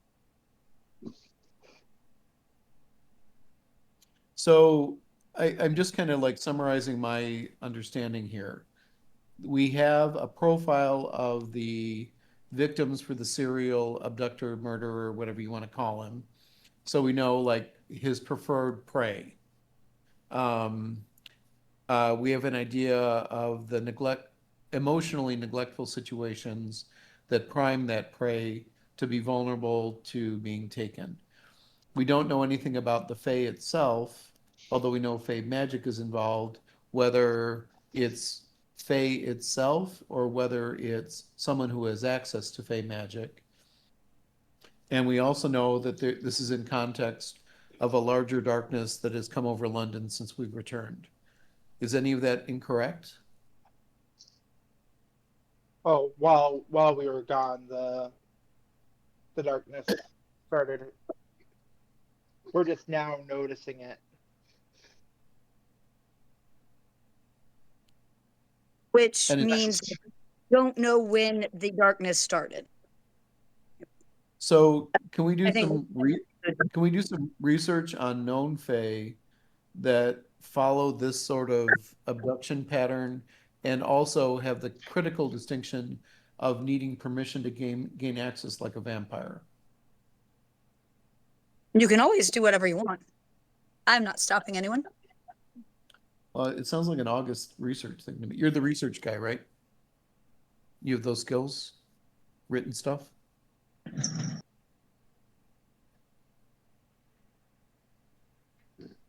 I believe Drew is talking to you, Michelle.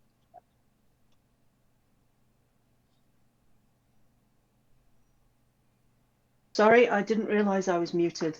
I answered. I was That's like, Mike "Oh, in this goddamn." house. It is, yeah. Um, yeah, sure. If you point him in the right direction of the books that have got all the phase stuff in, then he will research the heck out of them. Well, I was able to Or at get least some try. from Grand's Fae lore earlier to profile this thing. I'll share that with August, and you can ask questions or whatever. We'll narrow it down, but let's see if we can get some idea of, at least in the lore, what the stories are. Because would we have access to the Grail Knights library? Is that something we can call in and do? Really quick, I want to make sure that certain things get put into. Joel said it's charming Yep. them to gain access. Brad said quite possibly it's also coercing them to follow it willingly. I believe Weymont and I can also research. Sweet. And then I'm going to unfortunately have to be muted for about 5 minutes. I will be right back. Research. Dun-dun-dun-dun. Make some researchy roll numbery things for her to work with, and I am going to say, Weymont has the Fae obsessed teacher. Yes, I will also get in touch with him. But I can do my own research. I am capable of such. And then Yeah. the other angle I can think of is sifting through missing person reports with an eye toward Fae abductions. Obviously, the well-to-do will be at the top of the pile, but there was one of the poorer ones. Or do we already know about other missing kids? We know about other missing kids. There's like 5 overall that we are aware of. Okay, so we can investigate those next sites. But I think like we have enough to kind of have an idea of the perpetrator's profile. Not the perpetrator, but the perpetrator's profile. Well, I know what I got. Do you?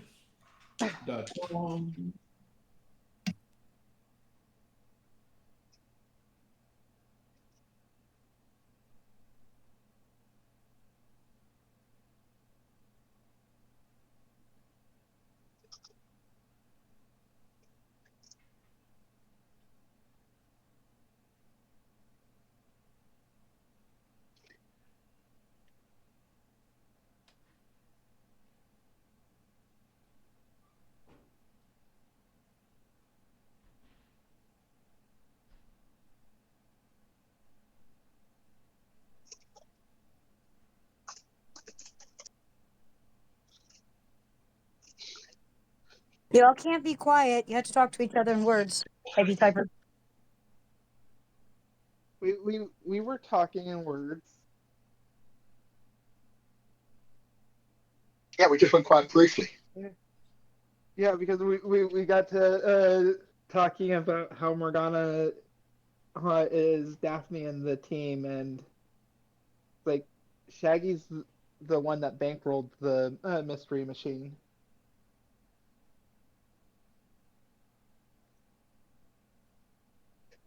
And we spent most of our investigations going down to the kitchen with Max, so you know. The fact that I'm the person who's been to the kitchen in this investigation notwithstanding. And why do you think Shaggy funded it? I don't recall that ever being said in any of the cartoons. It's popped up in some of the more recent cartoons. And he's actually got lots. Doesn't It's count. also That doesn't count. It's also, even in the 70s one, he inherited money from his great uncle, and he was the one that was independently wealthy. He also, in the 70s cartoon, managed to, well, was the only one with a college degree and got there on an athletic scholarship. Which explains the running. Yeah, he was a track and field star. Rewatch stuff. Damn it all. Yeah, Okay, well, yeah.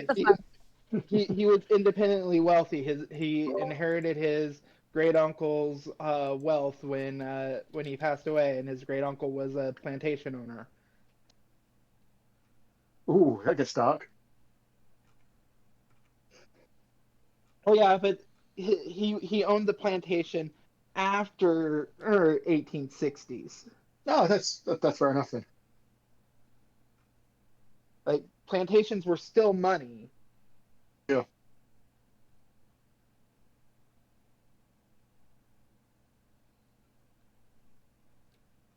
How old did you think Shaggy was? Like, this was this. I swear it started in the 60s or the 70s. I was talking inheriting plantations to be dodgy, you know, just as a family history. Whereas I was clearly going with, well, Shaggy's a vampire then.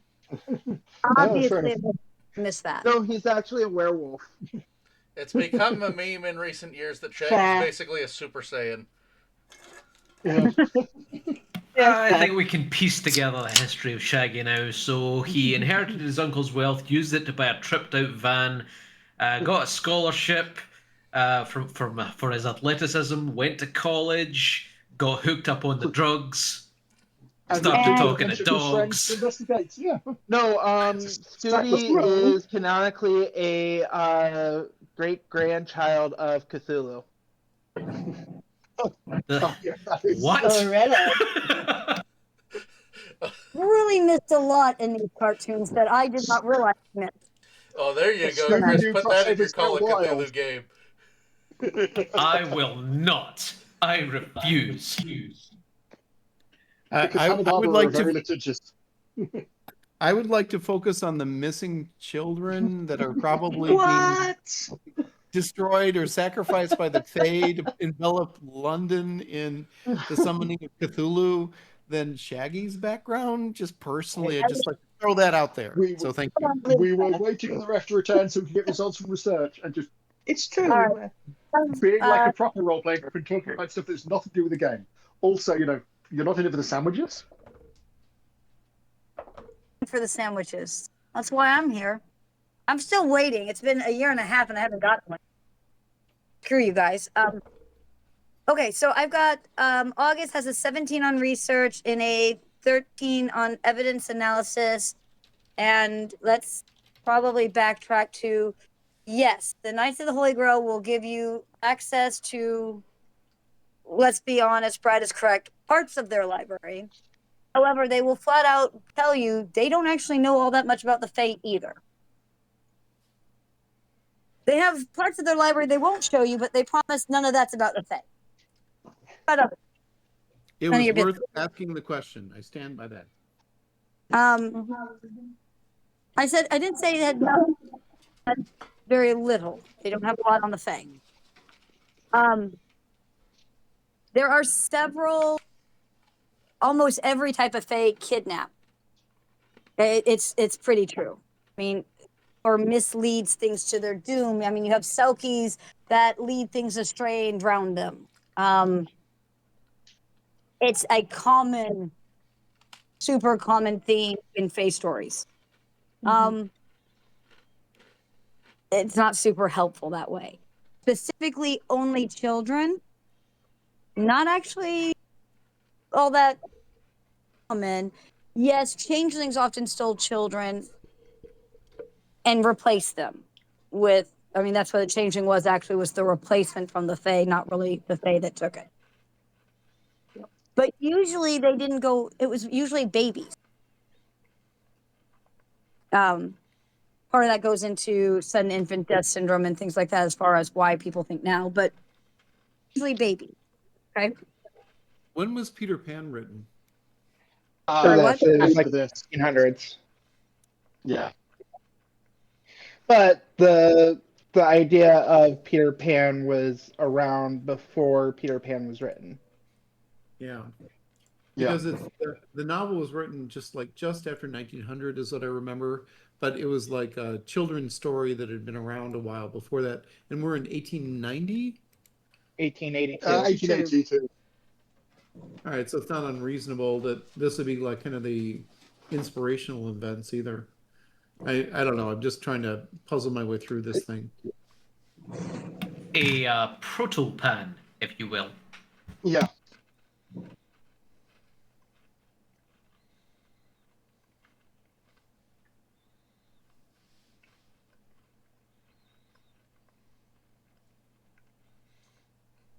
Okay.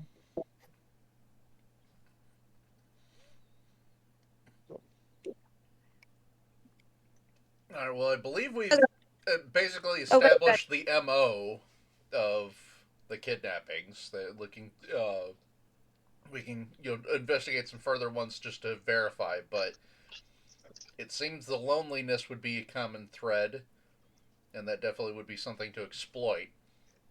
It's a shadowy figure, probably tries to befriend the kids and get allowed in. That doesn't tell us where it's going and where it's taking them. No. Or where it's going to strike next. Mm-hmm. Or Yeah, what its purpose is. Yeah, I think that, in my opinion, I mean, I'm just sharing, my take on this whole thing. We know that there were 5 children missing. I'm like, 5 is a mystic number, blah, blah, blah. There's probably more. But, if those 5 turn out to be a pentagram or something, we run to the center of the pentagram. We've got to, go check out the other 3 locations and see if August can work his investigator magic on solving the puzzle. Can we map out the victims? We had done that last time. There wasn't any discernible pattern. I think we need more clues. We're just chewing on this. So the question becomes, is Morgana going to graciously wrap things up with minimal damage to the bereaved family disruption while we reassure them we're on the case and going to try to find their kid? That is Morgana's basic plan.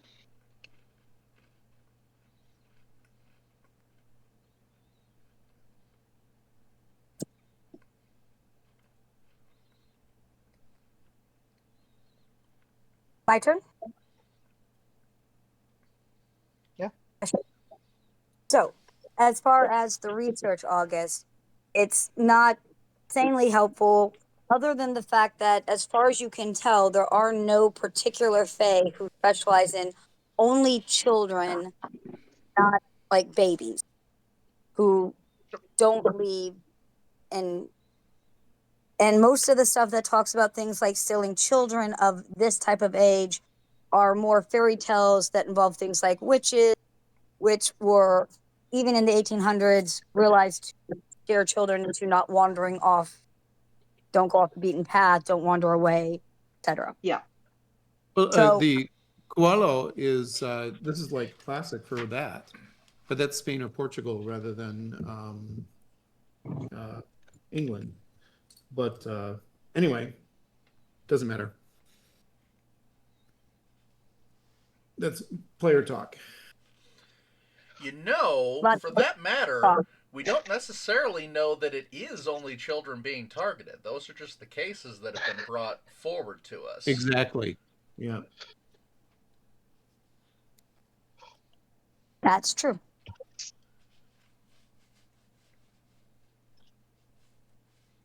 I guess that's a very good question, though, Brad. Why are these cases? Because, again, children went missing in this time period a lot. Were never even reported to the police. I mean, children were dumped. There was a common practice that was kind of a horrible practice where people would not be able to afford their children. It happened a lot in, I think it was Australia. And they would leave them with these that were supposed to take care of the kids. And they would pay a small fee. And sometimes they couldn't even pay that. Occasionally, these people would come back and be like, "Where's my kid?" And the kids weren't there. There was a famous case of it where the woman actually was just keeping the money and killing off the kids. Horrible, horrible. So, why these particular 6? What put them in anyone's eye, let alone connected them? So, I Is think there that anything-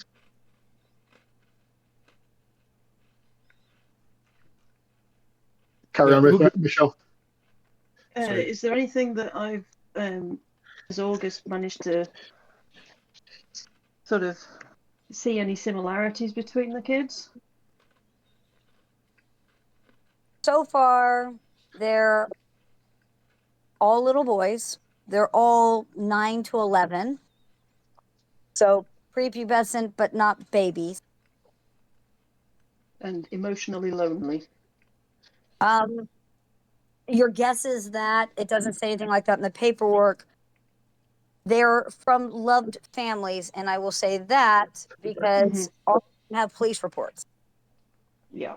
Yeah, but they've all been mentioned as only child, or certainly the only child in the household at the time was one of the things that came up when we were looking for patterns right at the start. That's true. Only children, and they were loved enough for someone not to go, "I don't know, I don't care," right? They maybe the possibly worst of, without doing investigation into each particular one, would possibly be the last one that you talked to, or the first one you talked to, where she couldn't give you a timeline. It wasn't that she didn't love the kid; she was just in a bad spot. Yeah. So 24 roll for exiting this house with the governor still in place. They're going to get the kid back if we can, so they're going to still need a governess. And leave them on a good, better, friendly, more positive note than when we arrived. So I guess the question with that is, and we'll back up to, you guys haven't left yet. You've just shared information, and haven't had time to go investigate yet. What is it you see as, yes, trying to leave her in a better position? Because right now, where you are at is Detective Harumph, which apparently is now just that guy's name, wants her so that he can say he solved the case, right? The 2 officers, from what you can gather from Mac and, August, maybe are not so much on the inspector's side. Well, I will almost certainly invite the inspector in I was while going I to say, talk to the family. Want to believe you, whereas the father seems more apt to believe the detective because finality is better than not knowing. Yeah. And that is where you are at. I will be working on him on that front because, finality is one thing, but getting it wrong is worse. And essentially not putting it into words so much, but the implication of being the sort of a level of having to set it, implying anything I can do to imply that, you've got to set a good example for these sorts of things, and otherwise, that's our job as aristocrats. Duty to the peasants. Duty to your staff and people and around to be seen to be doing the right thing and not not allowing mob rule and chaos to rule, that justice and investigation are done properly, so that justice and society may be seen to be being preserved, is sort of the goal. And that, we have found compelling evidence that an outside force that she had nothing to do with made contact with their child and has led him astray in a way. With your diplomacy at 24, if nothing else, you've sold him on his duty to have a good example and not rush a decision. However, he will not keep her employed here right now.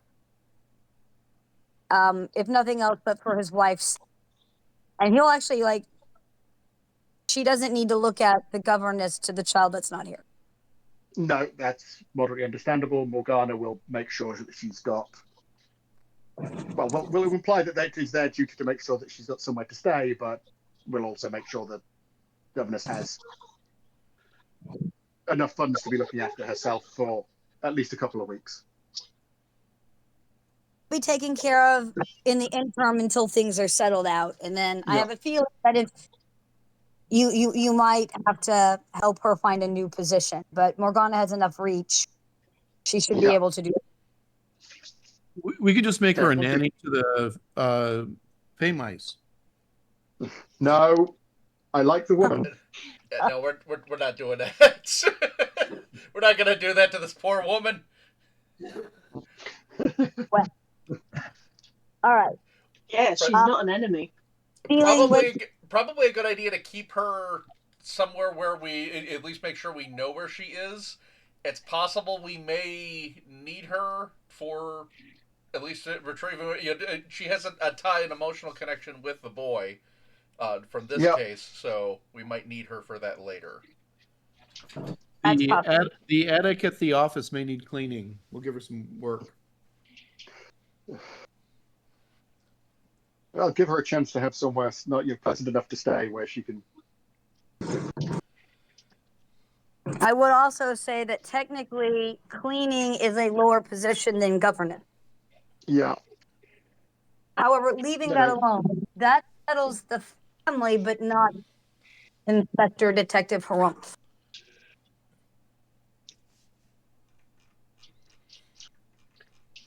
How are you handling Inspector Detective Harumph can be just told that it's not over, it's an ongoing case, so it's an ongoing case and she's clearly we're not here guilty. to solve it. Well, I mean, he would tell you that he has solved it and that Knights of the Grail technically are not his boss. But you didn't solve it because it wasn't the governess. You just think you solved it. Because it was the governess. Do you have a different? And he'll do the whole projection. And where is your, panel? Really simple. If it was the governess, you would have arrested her 2 weeks ago, not just today. We only have proof of it today. And what is your proof? And the proof is what? You want to look good? Contact with the child, obvious.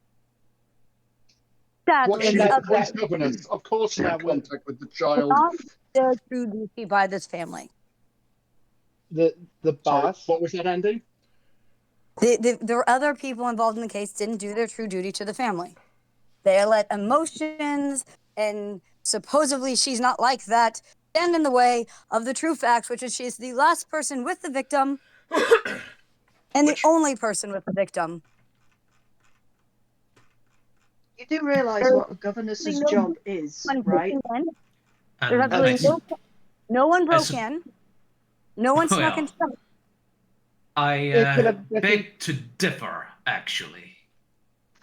Weymont will say, clearing his throat. You didn't look at this from a magical perspective, did you? Surely you have mages on staff in the police department. He gives you the look of absolute disdain. So I'm told what that's worth. Are you trying to tell me that you still believe that magic isn't a thing?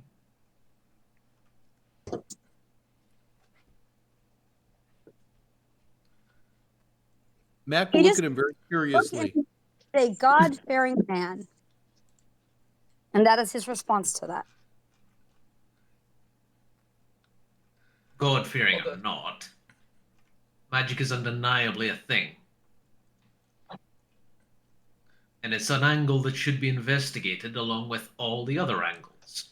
If one were, and Weymont will look him up and down, doing their job properly. You know, you guys are all just out to get Detective Harumps. You're gonna have high blood pressure. Because he's an idiot. That's I mean, one. I will happily lower his blood pressure. He will be perfectly all right when he's asleep. Go around killing him. Now, I was gonna Well, hang on. Not Hang on. dead. I was waiting to grab a moment here. I have something that should work quite well for this. This is a spell from the specific for the Galvanic Order. I'm going to cast Persuasive Logic.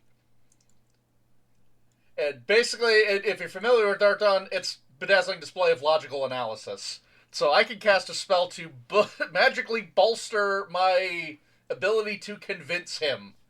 And yeah, just I love basically just convince him, you don't know what's going on here, you're out of your depth, you need to step aside. And I didn't even know you had that. Well, it's one of the new ones. I haven't had a chance to pull it out yet. When you cast that, is the material component a red hat? For you. I did. a fedora, perhaps. No, a fez. Because fezzes are cool. They are. No, no, it's a Jeremy Dodger. All right, so let me get the spell rolled here. Where the hell is that skill? And it goes I've been using my other stuff. All right. It goes against the defense. Yes, Mystic Defense. Well, Mystic Defense to get off the spell, and then basically it adds my spellcasting rank to any charisma-based persuasion tests. Okay. Have at it, sir. All right, so D12, D10, and this shouldn't be a problem to get that pulled off. That's a 14. And you have a raise. All right, so then that will give me a +2. So now my spellcasting rank is 6 + 2 is +8. And then I'll just throw it on conversation, I guess. Make sure I get That makes sense. Talk them into it. So that will put me at a step 16. Which is D12. Oh, that would be funny for me. 6.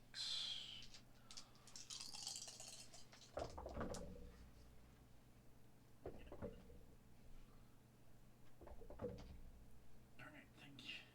Stop leaning cocked. Okay, that one and then.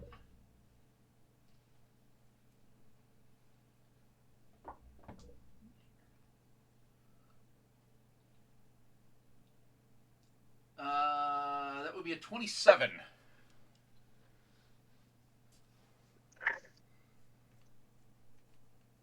Well, after Nigel does some beautiful, logical footwork, which sounds really, really correct and confusing, but correct, he goes, well, I see. I guess we'll have to let her go then.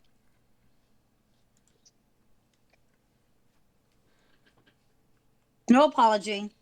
No, he's wrong. Just, I see. I guess we'll have to let her go. I don't really care if he apologizes, just as long as he goes along with it. He does. And since he's such a God-fearing man, he won't even realize that he's had a spell cast on him. He does not.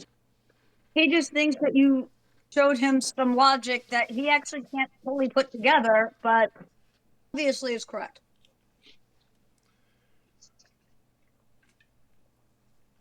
If he ever figures it out, it'll be too late. Do you see what I did there? You hypnotized him. In front of him? Wait. You say that in front of him? No. Please don't. No, that was a quote. That was a quote. That would be so funny.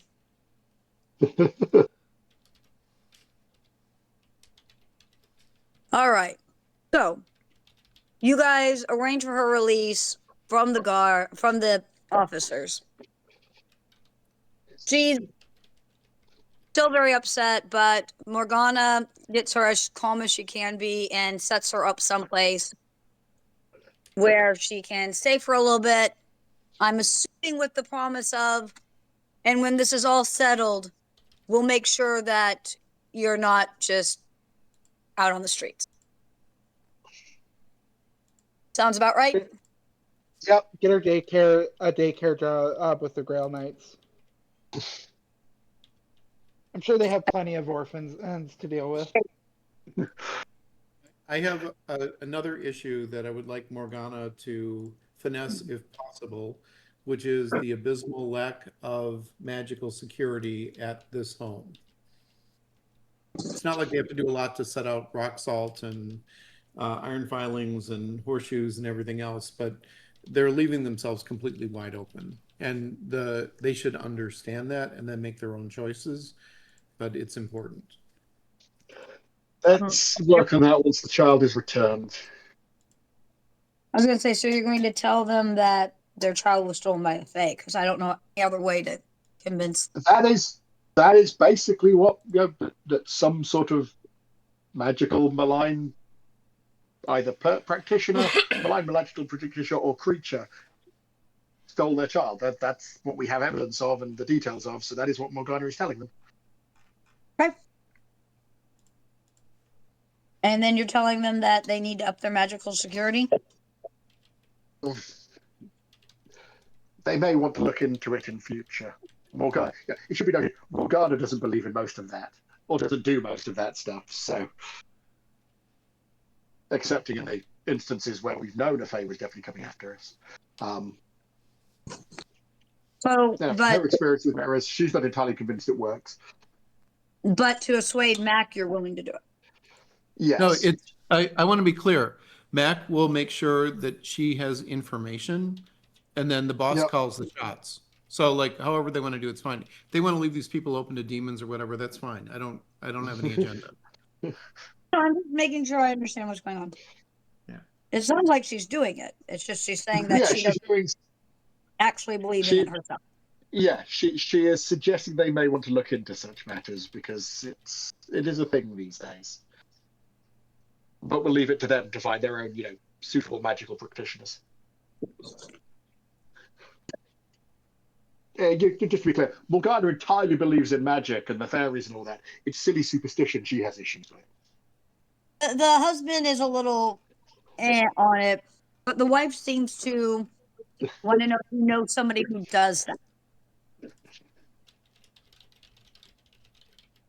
I think it's hilarious that Morgana is an elf who transformed and saying, yeah, the magic stuff, well, I grew up for years. It doesn't make me a fairy.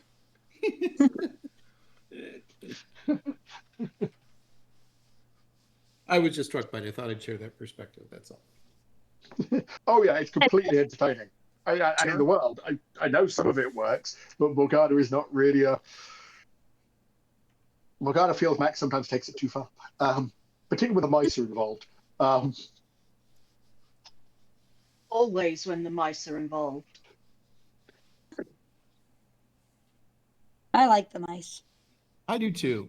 I'm cool with mice. Spoiler alert, August doesn't. I had not noticed that. Oh, wait. Maybe I did. All right. I was going to say, sorry, was it not obvious enough? Sorry, I'll try harder next time. Oh, I see that. Are you seriously wanting to do that? Yeah. If he gets in my way again, or it turns out to be Arcia once we've rescued the kids or found out what's going on here, she may well, but I'm not. I think it's reasonable to be able to spend plot. Given Right, I've been yeah. here for a year working cases, some police contacts are reasonable for me to get hold of. But Well, I'm you not guys, 100% doing it yet. I think I'm considering it. Okay. I would say you guys have had some police contact, and some of it's been, well, definitely better than this police contact. Yeah. And I think having had a year and a day working stuff, we'll have had a bit more while we're away. So. Do And they Bobbies definitely have have an badge arcane numbers and branch. stuff in this time period? Yes. Sorry, what All now? right, so do Bobbies have badge numbers in this period? I just want to make note of the mental note of the three of them. Yeah. No badge. The two officers would have badge numbers probably on their badges, but the Yeah. inspector, unless he happened to show it to you, which I don't think he did, you'd have to ask him. Well, he's an inspector. That's his. Yeah, he'll have his name. Yeah, his name will be enough because he's identified. Right. Oh yeah, no, he absolutely said what his name. Apparently, I'm making a mental note for my next report. It's just should be interesting. Trump is a douche. I don't think that's a very good report. Yeah. It might be an honest report, but maybe not a good report. Mhm. All right. And so after that, and you guys put her maybe not as nice of a hotel as you put August, but put her someplace, pay for a few weeks while you're sorting things out. If the boy's found, she'll probably go back to being a governess there, and if he's not, you'll help him elsewhere. Help her elsewhere. Yeah.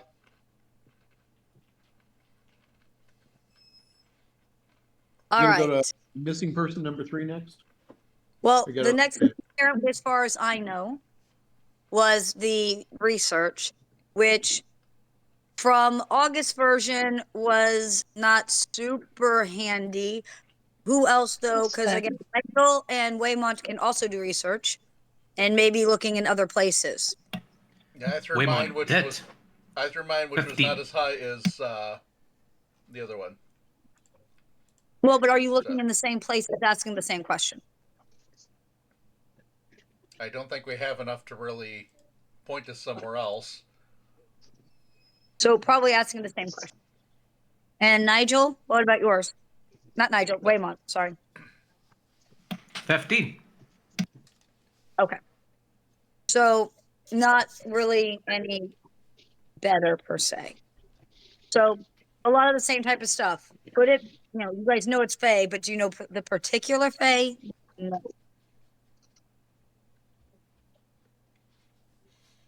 I did have some. Oh yeah, yes, That was the next up there.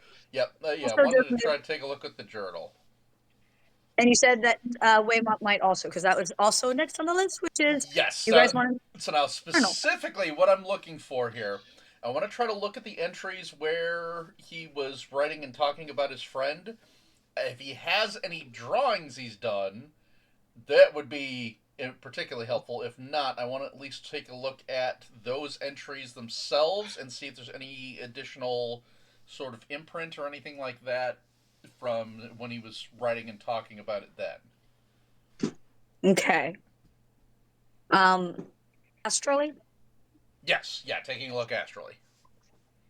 Yes. Do. Yeah, Weymont, and you yeah, might want to and roll. I'll explain this to Weymont, so if you want to try to take a look for this as well.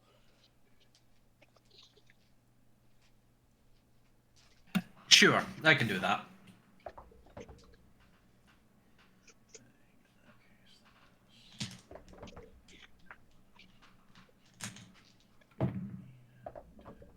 Oh my goodness.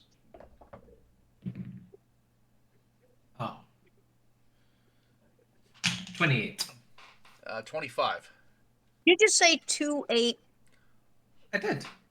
Put did your say dice that. in dice jail. Why? Sorry. What? You know what? You know what you did. Because the dice Rolled broke the well. rules. By rolling well. Yeah. Look, I know you don't like it, but my karma's a D8. Sorry, I can't do that, Andrew, Andy. I don't want to send mixed messages to my dice.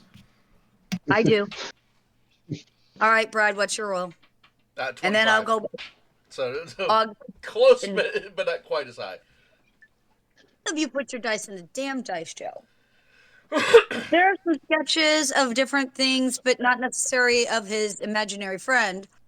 However, what you do see is an ink smear on one of the pages that just look like an ink smear, unless you're looking astrally. And now it looks like broken pattern.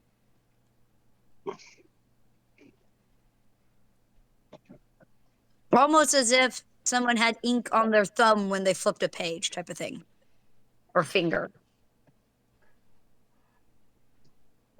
Y'all on your damn good roll. So it looks like this thing left an imprint here. Is there anything, since we're looking at that specifically, is there anything that we can tell further about its nature? Honestly, given the footprints and this ink smear here, it seems like it leaves an astral imprint just wherever it goes. Is that something we could track it by? Possibly. Is Mystic Pursuit a thing in this game? Not as such, I don't believe. I don't remember seeing it. I think there are certain spells that can kind of mimic the effect, but I don't believe we have a proper skill or anything that would do it.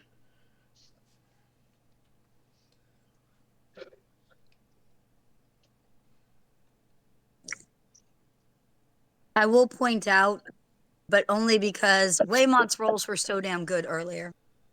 There were no footprints physically in the room.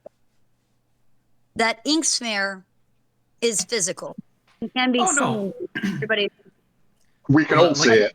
Yeah, like I'm aware of that. It's what seems to be happening here is that when it touches something, it creates an imprint of some kind. So in this case, it touched the page that just happened to have ink on it. Did it? Huh. Okay. Let's do the research in this aspect then. What fae do we know of that leave behind a physical imprint? Well, rather than a physical imprint, more of an astral imprint, really. Well, but I mean, but it's when it reacts with something physical. I mean, even though it wasn't a physical footprint, it still left that impression. It has physically touched this. And for that matter, we know that it was leaping rooftop to rooftop. It didn't just fly away. So it was interacting with the world physically. So what fae do we know of that leave that sort of impression when they interact with the world physically? You know, I do recall you guys know a professor of fae. I was going to mention. But yes, I was going to do my own research first, but yeah, I was going to go and talk to that guy eventually. Since we're kind of in the middle while we're doing the research, let's see if we can direct it that way, and then yes, I think we may go and give him a visit after that. Okay. Rolls from anybody doing research and specific thing you are researching, so that I know what I'm giving you answers to. And we can relay the information to August as well, even though you won't know as much about the astral imprint side of things. You can at least, do search terms. I was going to say, he's really good at finding words in books. Actually roll. There we go.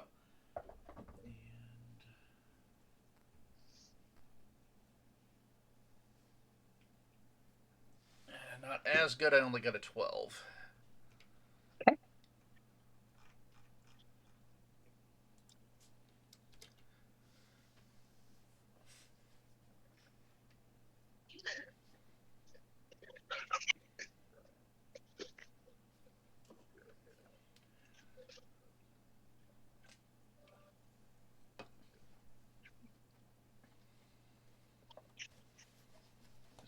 my dice tower. I think the...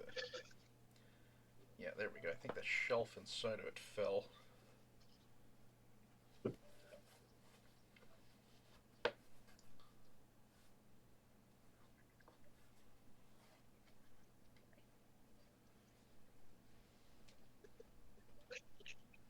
Weymont. Yes. Were you researching? Research roll.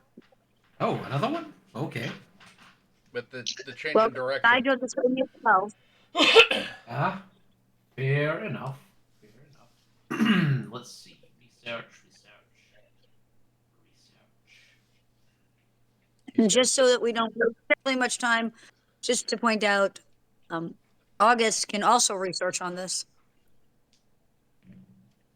Oh, that's right. August is an investigator. Yeah. I've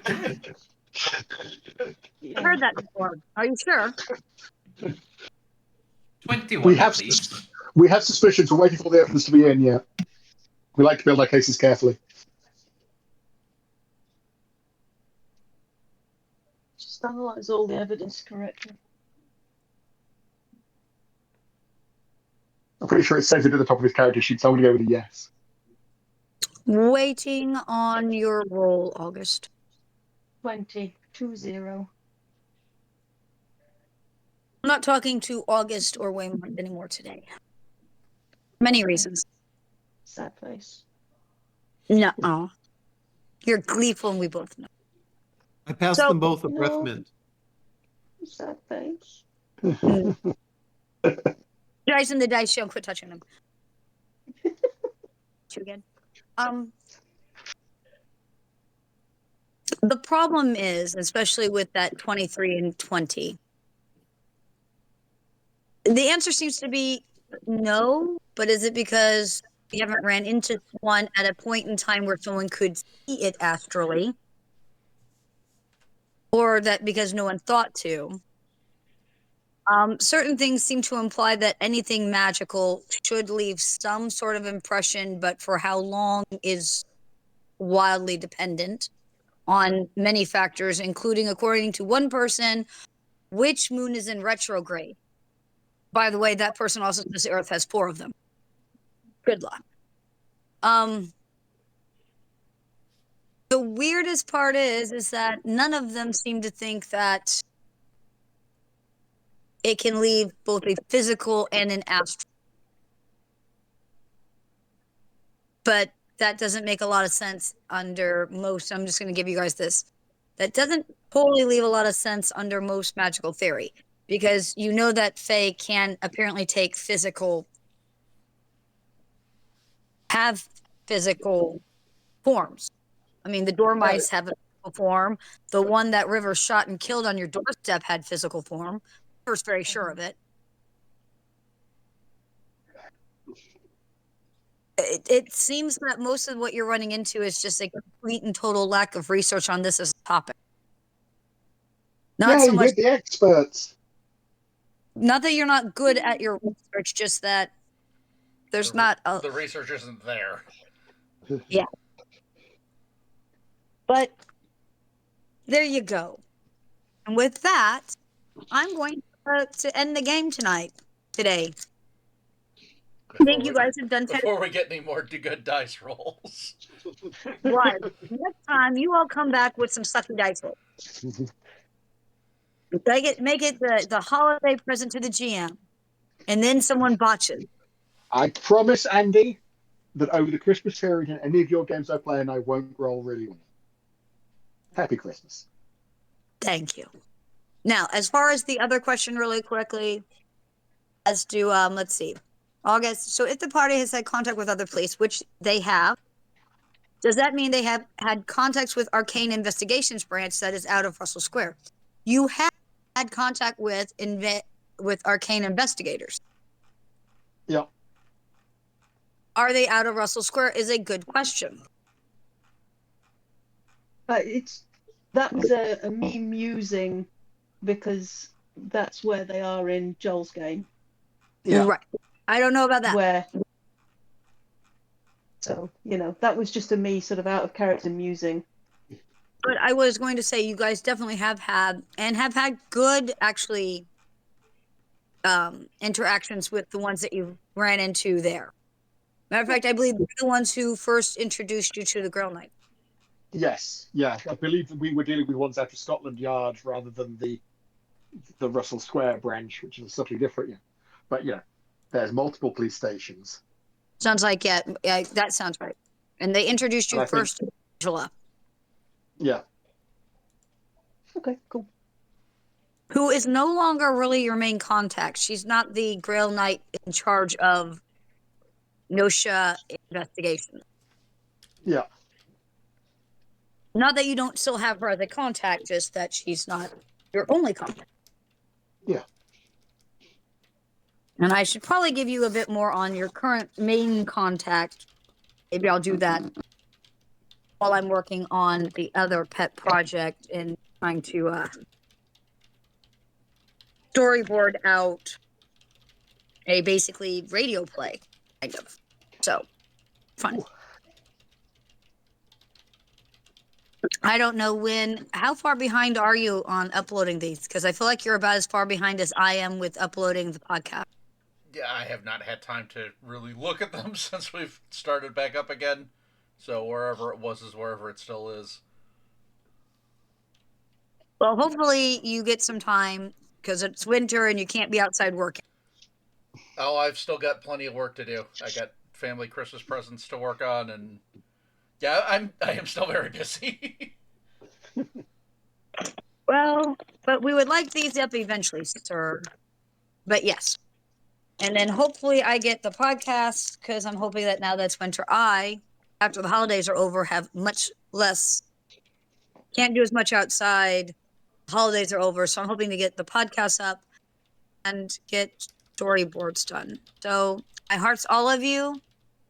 What was the, I think I gave you a lot last time. We did a whole lot of, Yeah. Okay. yeah. How much did I give you? You did 5,000 last time. 5,000. Yeah. Yeah, you guys are good. You get 500 this time because I apparently was crazy and gave you your Christmas present early. That was insane. Why did I do that? Oh, right. I love you guys. Well, and we were kind of getting back into things, so. Well, Yeah, there I was think that. it seems a reasonable amount over the 2 sessions. Yeah. Easily. Okay. As far as I recall, 2 weeks from now puts us on the 28th. Yes, And everyone we did not have that locked in yet, so let's make sure. It's I the will 20 likely not be here on the 28th. I'm just saying. Okay, so We will Chris. definitely not be here on the 28th. Okay, so the 28th is out because half the Okay. table is gone. So then Yeah. the 11th would be the next one? The Yeah. 11th. 4. No, yes, sorry, yes, the 11th. Yes, the 11th would be next. 11th. 11th. February. Of January wait for that one. 2026. 11th. Are we good for the 11th? I should be. Theoretically. Yeah, it should be good. All right. So, Yep. Drew? We've got nothing on. The 11th is fine with me, and I sent you the intelligence report you asked for. All right. So the 11th, I guess that's Merry Happy Holidays, depending on whatever Merry Happy Holiday you follow. And Happy New Year. Thank you so much. Happy New Year to you as well. Yes, to you as well. All right, and with that, I will go ahead and close out the recording. Thank you very much for everybody for tuning in, and we will see you in the next one next year.